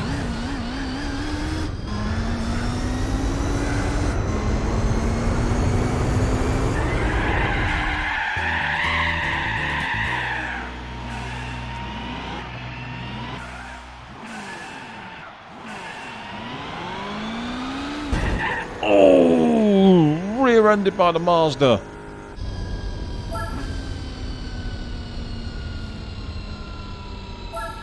And that has now put the championship beyond doubt. I am now the champion. No worries, Evan, you gotta go. That's fine, don't worry about it. Absolutely fine. Need to make dinner, eh? Yeah, get it made. Making dinner for me is usually chuck it in the microwave and make it go ping.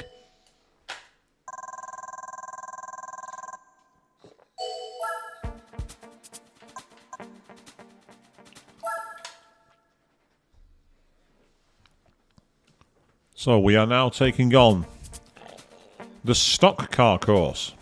Interesting. Okay, let's go.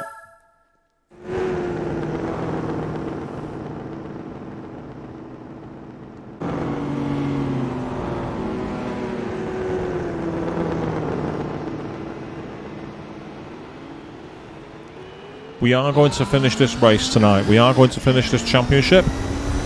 Having spent so long on the driving missions, I am determined to take the championship tonight. Oh, the Mazda's gone off the circuit by a long, long way. That's fine. Let him go. It's fine. See, it's nice to see the AI make mistakes. See, there's that Toyota. That's also made a mistake. Oh, wow. That was messy. Messy AF.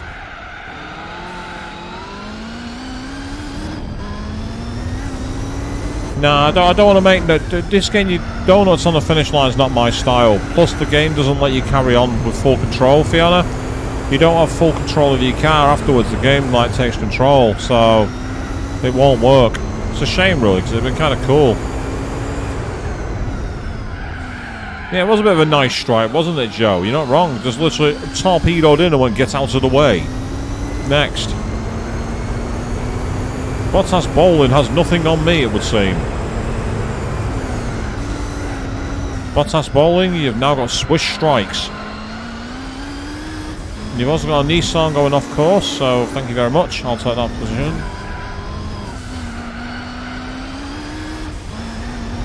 Oh, he's gone off the circuit again. Well, fine. You want to give me an easy potential win? That's perfect.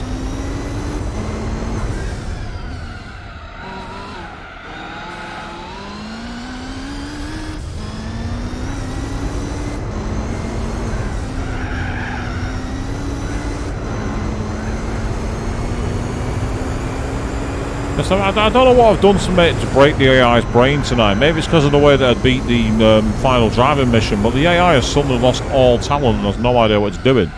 Not that I'm complaining. It makes my job easier.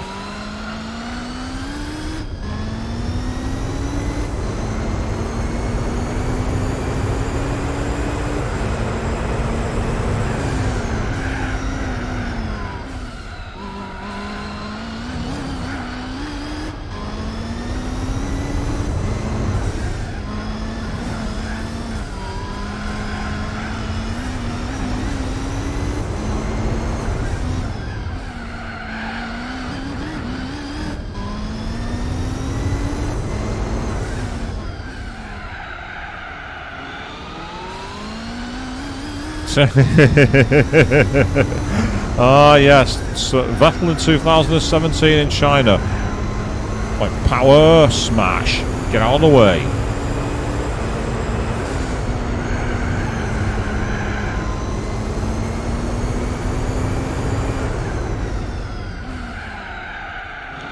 I still say one of the most impressive things I've ever seen is the 2-minute 30-second clip of Sebastian Vettel naming practically every Formula 1 world champion from the modern era all the way back to the first. Although the thing is, no one else realised that he technically should have been disqualified because he didn't say the winner of the 2001 year. He said 2002 and 2000, but for some reason they let him keep it. I'd have been like, hang on a second, he didn't name all the champions, didn't name 2001. I'd have been ordering a recount if I was on the grid for that. It was for Grow the Grid as well, so there was a trophy up in it. I'd have made sure I won that if I was one of the drivers. Steward's inquiry and everything.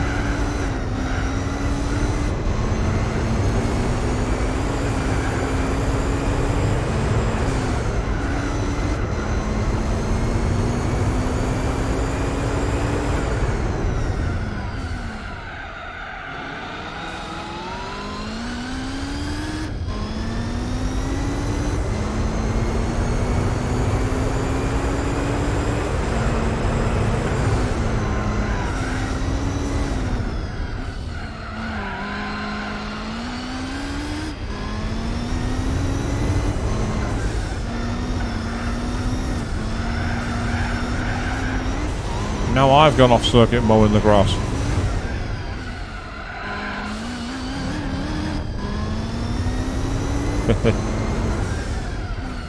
So if you were driving to someone like Williams or Haas that season, it was the only chance you were going to get for a trophy.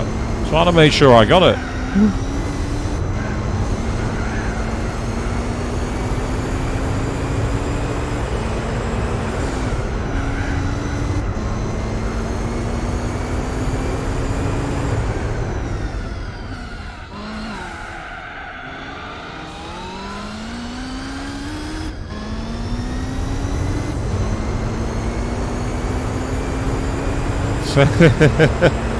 It's ironic because the guy in 2001 was actually one of the most celebrated champions of all time, Michael Schumacher. He won it 5 years on the bounce and he missed a year that he won it because he forgot to mention it. So technically he did name him, but he didn't say 2001 specifically, so it technically shouldn't have counted. And technical rules matter in motorsport.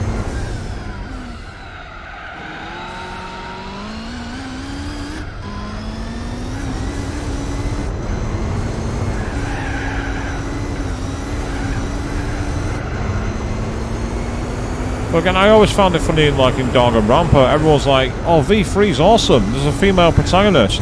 And I'm like, Danganronpa another episode, Kamaru Naegi. Am I a joke to you?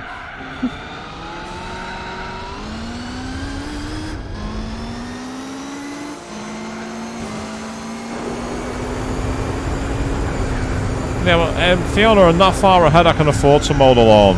I'm miles ahead. This car is obliterating the competition. It's not even the final lap and I've already lapped another of the cars already. The Toyota 70s race car once again failing to keep its jaw up. And I'm about 18 seconds clear of my closest rival. So I'm absolutely obliterating the field at this circuit.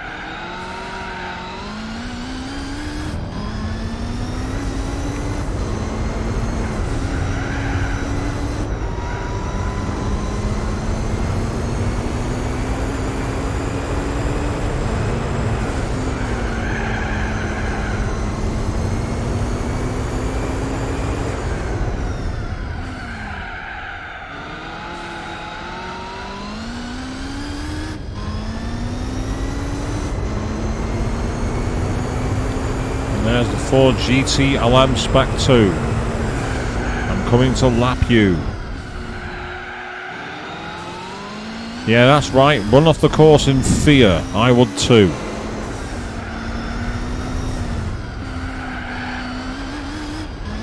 So for a trophy called the All-Stars, these guys really don't know what they're doing.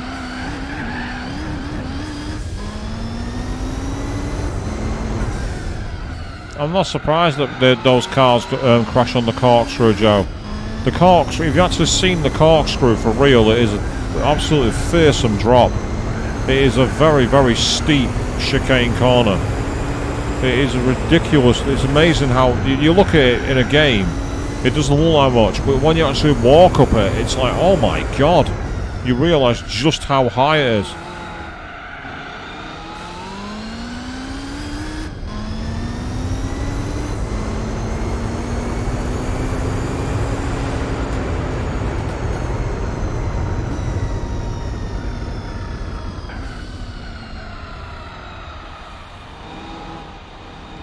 Yeah, there it is. The Ford GT has finished a lap down. The Toyota 7 race car is not even close. Oh, Queen. Please, keep stroking my ego. Say they're all starry-eyed at me. Yes, that's right. Keep on stroking my ego, people. I love it. So we've got 2 more races to go, and then after that, the championship ends. And we are in a very strong position driving this car. Very strong.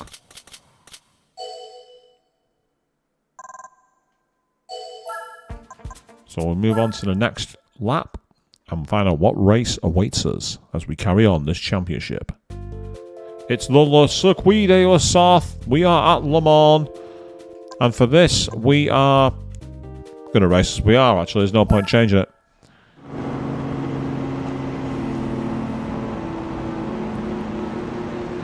The Circuit de la Sarthe in Le Mans. This was where we tried desperately to cheat to win, and the car just was not fast enough.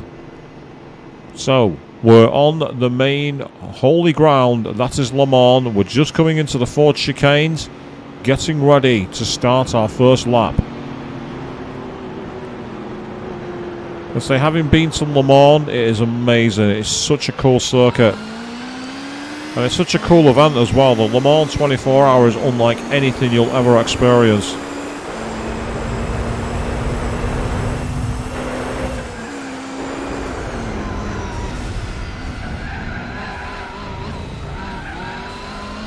And again, I do recommend that if you really got an interest in Le Mans, go searching on YouTube for Mike Hawthorne's on-board footage from 1956. It's absolutely incredible how much Le Mans has changed.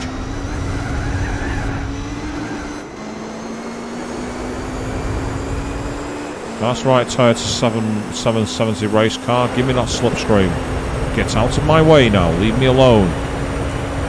So it's the 2 Nissans, the Group C legends, going up against it mano a mano here at Le Mans.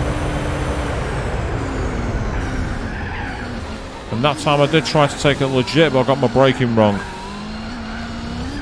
Now, you actually watched it last time, did you know? What did you make of it? Because I thought it was really interesting in the way they captured it, and hearing Mike's commentary was hilarious.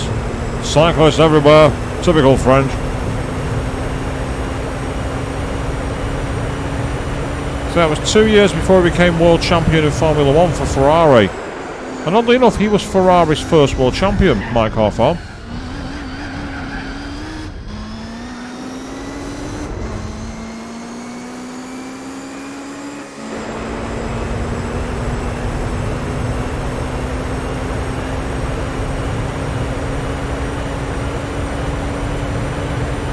Can you really mow sand? I know you can rake it. Ooh! I just got absolutely rear-ended going into Le Mans, into Mulsanne. Wow! Absolutely, Joe. Yeah, that's what's great about it. You look back at it and think, wow, they actually raced there? That's insane.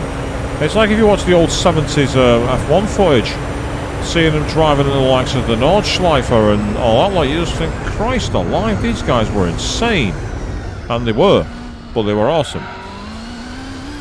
When you had the likes of Jackie Stewart, and you had the likes of James Hunt, and Niki Lauda, and Jochen Rindt, and Clay Regazzoni, and Carlos Reutemann, and all that lot, it was absolutely extraordinary. Nelson Piquet, and Emerson Fittipaldi.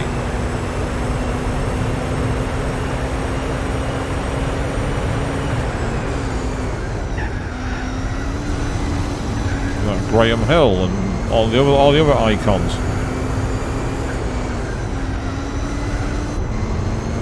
Yeah, if you all carry on making lawnmower jokes, I'll have to play Lawnmower Simulator just to really annoy you all. Although I did the other day try playing Bus Simulator for a laugh on PlayStation 5. It was awful. And I'm also going to make it clear right now, no, we are not doing Desert Bus on this channel. That is an instant ban for suggesting we play Desert Bus.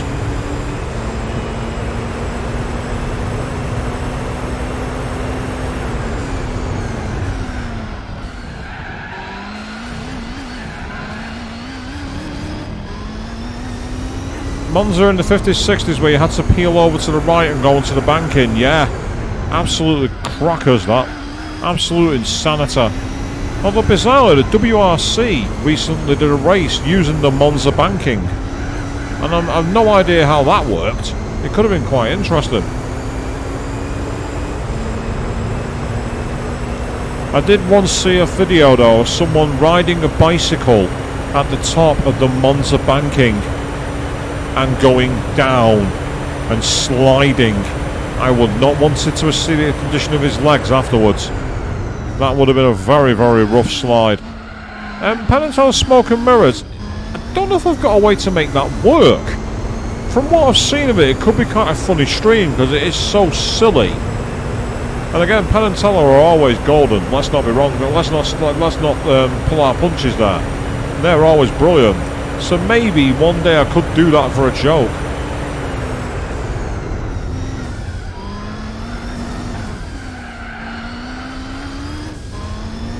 Well, all these lawnmower jokes, I guess they're cutting through you, aren't they? They're mowing you down. Well, I know the story about Desert Bus, Naomi. It's interesting, it's quite fascinating. What happened was that when Penn and Teller had their contract to get the game Smoke and Mirrors made, at the time, American Congress was coming down absolutely crazy on video games, blaming them for absolutely everything. And they kept on saying things like, you know, games need to be more relaxing, more realistic, not all fantastical and violent. So Penn and Teller said, okay, here's something that's relaxing and realistic. Drive a bus in real time across a desert. And we'll make it so that it always turns to the right, so you can't just make it play itself. And actually, yes, Fiona, there is indeed a lawnmower simulator. There genuinely is one. It's a genuine thing. I think even Outside Xbox had done some streams of playing it. Oh dear. I'll get away with that. Well, laughter's good for the soul, I suppose, Joe. That's right, Naomi. And originally, you know what was kind of cool about that? They were going to have a tournament where if you could get the most points in Desert Bus, you'd win a bus tour along that route. But when you were actually in Vegas, you'd see one of their shows at Barley's. So you'd actually get to see the real Penn and Teller and have a whole VIP bus tour to get there. Here's the thing though. That game takes 8 hours to complete, for which you get 1 point. 1. So to get multiple points, they would have needed people to play the game for literal weeks. That was the joke. That's how this is realistic, kids. Earn a trip, there's VIP across America, and to do it, you're going to drive a bus in the desert with no radio, no passengers, and no way to get yourself back if you go into the sand.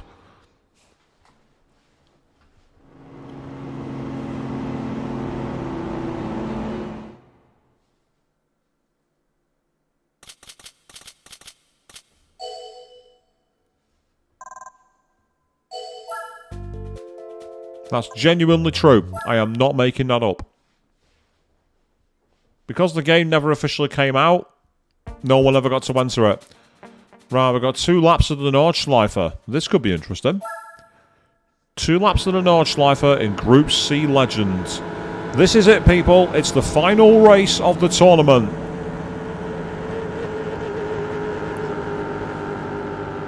I believe they do, Fiona, yes. Lawnmower Simulator, I believe, is on PlayStation 4 and PlayStation 5. It might even be included in PS Plus Extra and PS Plus Premium. Yeah, and Naomi, not only do you get the bug splatter on the windscreen, you can also open the door and shut it to make a noise. That's literally all there is to do in the game. Oh, we got a duel going on between the Ford and the Mazda. And I'm like, Nissan, go Bert, get out of my way.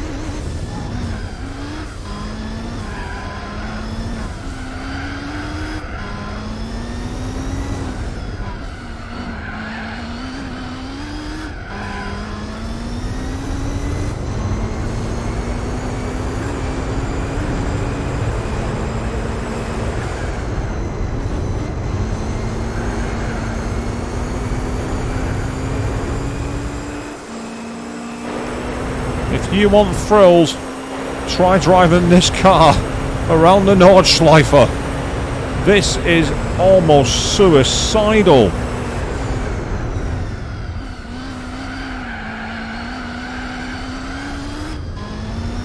Oh God, wow. So if you got stuck in the sand, you got towed back in real time. Imagine you crashed after 7 hours and 57 minutes and then had to get towed back for 7 hours and 57 minutes. Do you have to wait for the tow truck to arrive as well?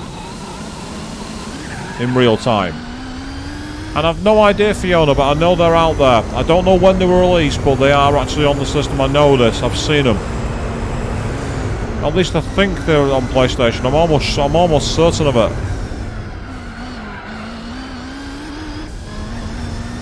I need a passing point for this guy.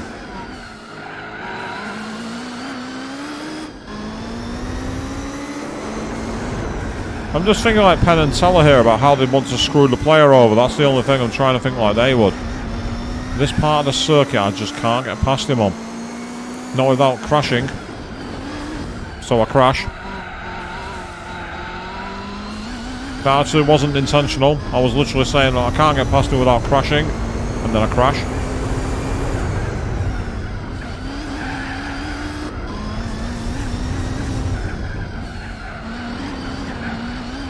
Yep, this circuit in a very, very fast car, totally different animal. It's already terrifying as it is, but taking a car like this around it is a whole new level of oh my god, because when you get it right, it's a load of fun. We need that music from the ending credits here, don't we? Here we are, people, we're going through blind kinks in the middle of the forest with a number of trees around us at 218 miles an hour.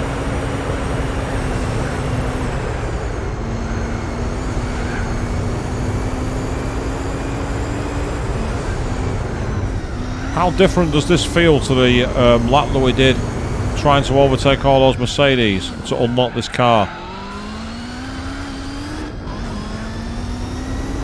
Right, here we go. Time to war ride our way to bliss.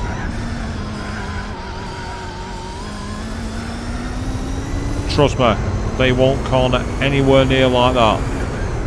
Completely needless. But we're going to guarantee our victory. We're going for the sweep, people. We're winning all 10 races. And if we can do that, we can enjoy what will hopefully be a decent prize car. The question is, what do we get?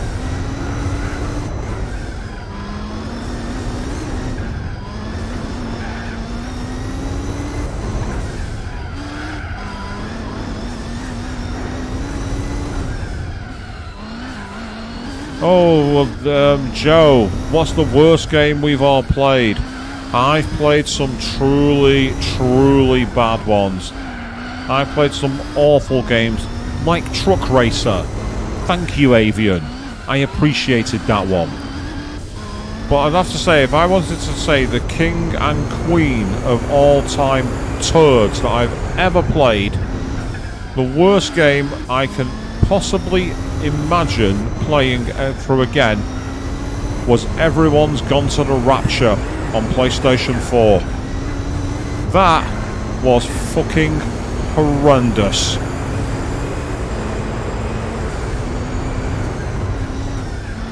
Yeah, you all thought I'd mention Desert Bus.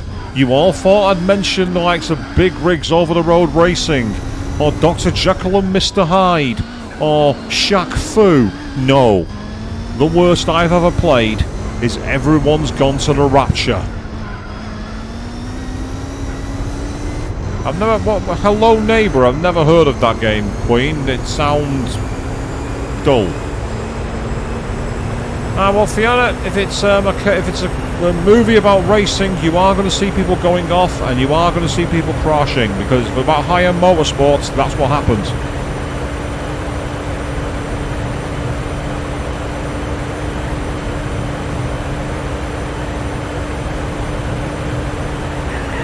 Oh, that includes me there. I got a sudden twitch to the left for no reason.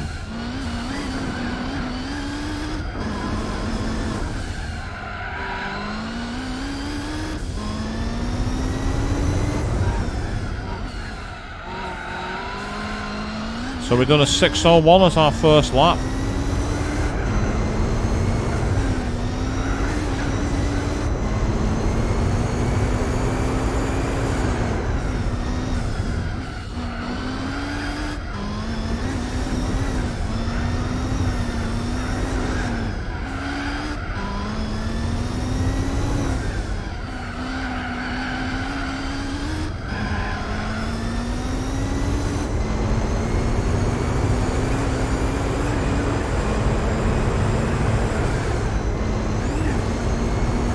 Well, Fiona, I've got to do my job, don't I? If the lawn needs cutting, the lawn needs cutting.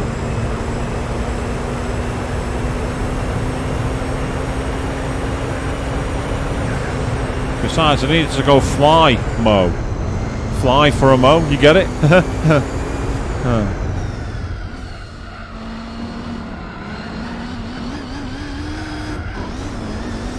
Now I'm just raking these jokes up, aren't I?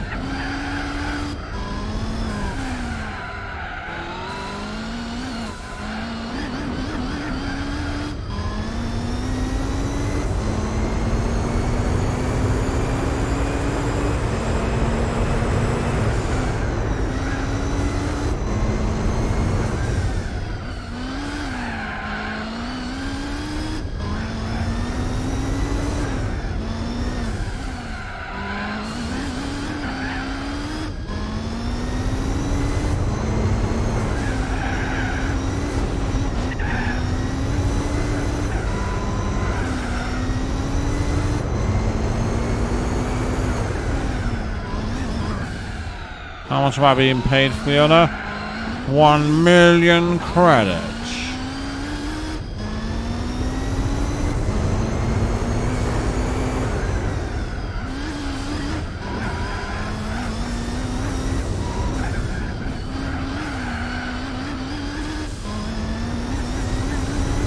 Yeah, speaking of, like, you know, games involving farming, I played a very strange JRPG the other day on PlayStation 4 thanks to PS Plus Extra. I can't remember what it's called. It was called something like Rogue something 4. And all I'll say is it was a very strange mix of an action RPG and a farming game. I can't say much more without spoilers, but it's like the creators of the game deliberately took the piss out of RPGs when I tried to find all the tropes. Oh, into the wall.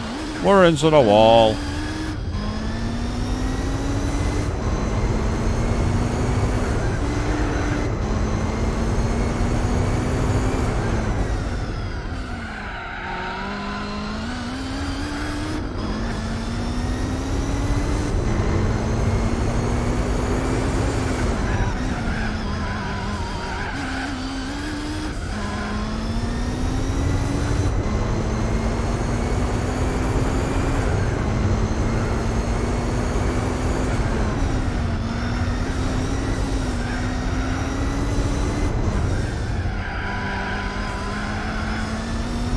Okay, that's good.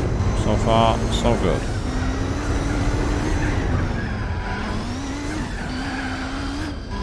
Yeah, we're back home. We're fine. Let's not worry about it.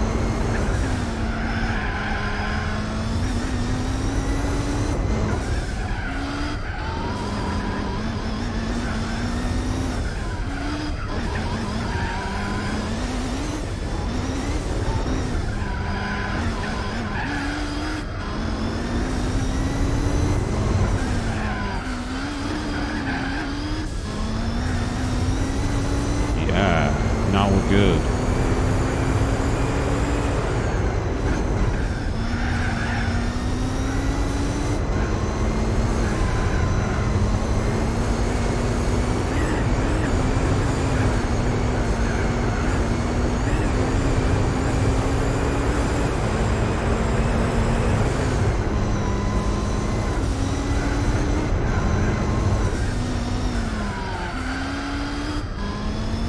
Almost there. We're almost at the other side.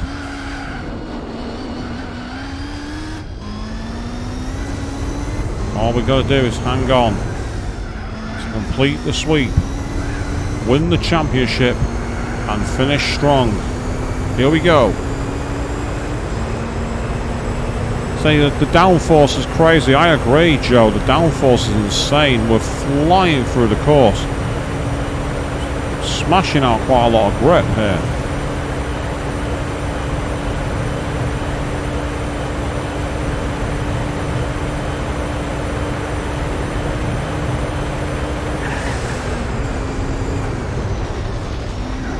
Yeah, another quick million credits for mowing the lawn.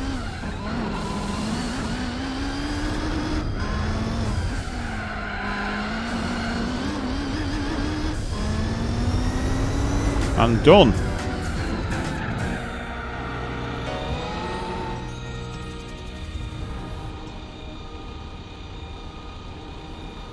Very, very fast indeed.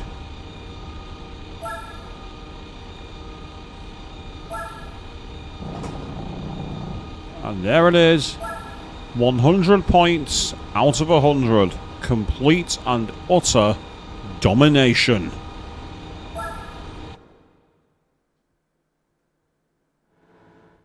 We won with more than 4 victories in the tank.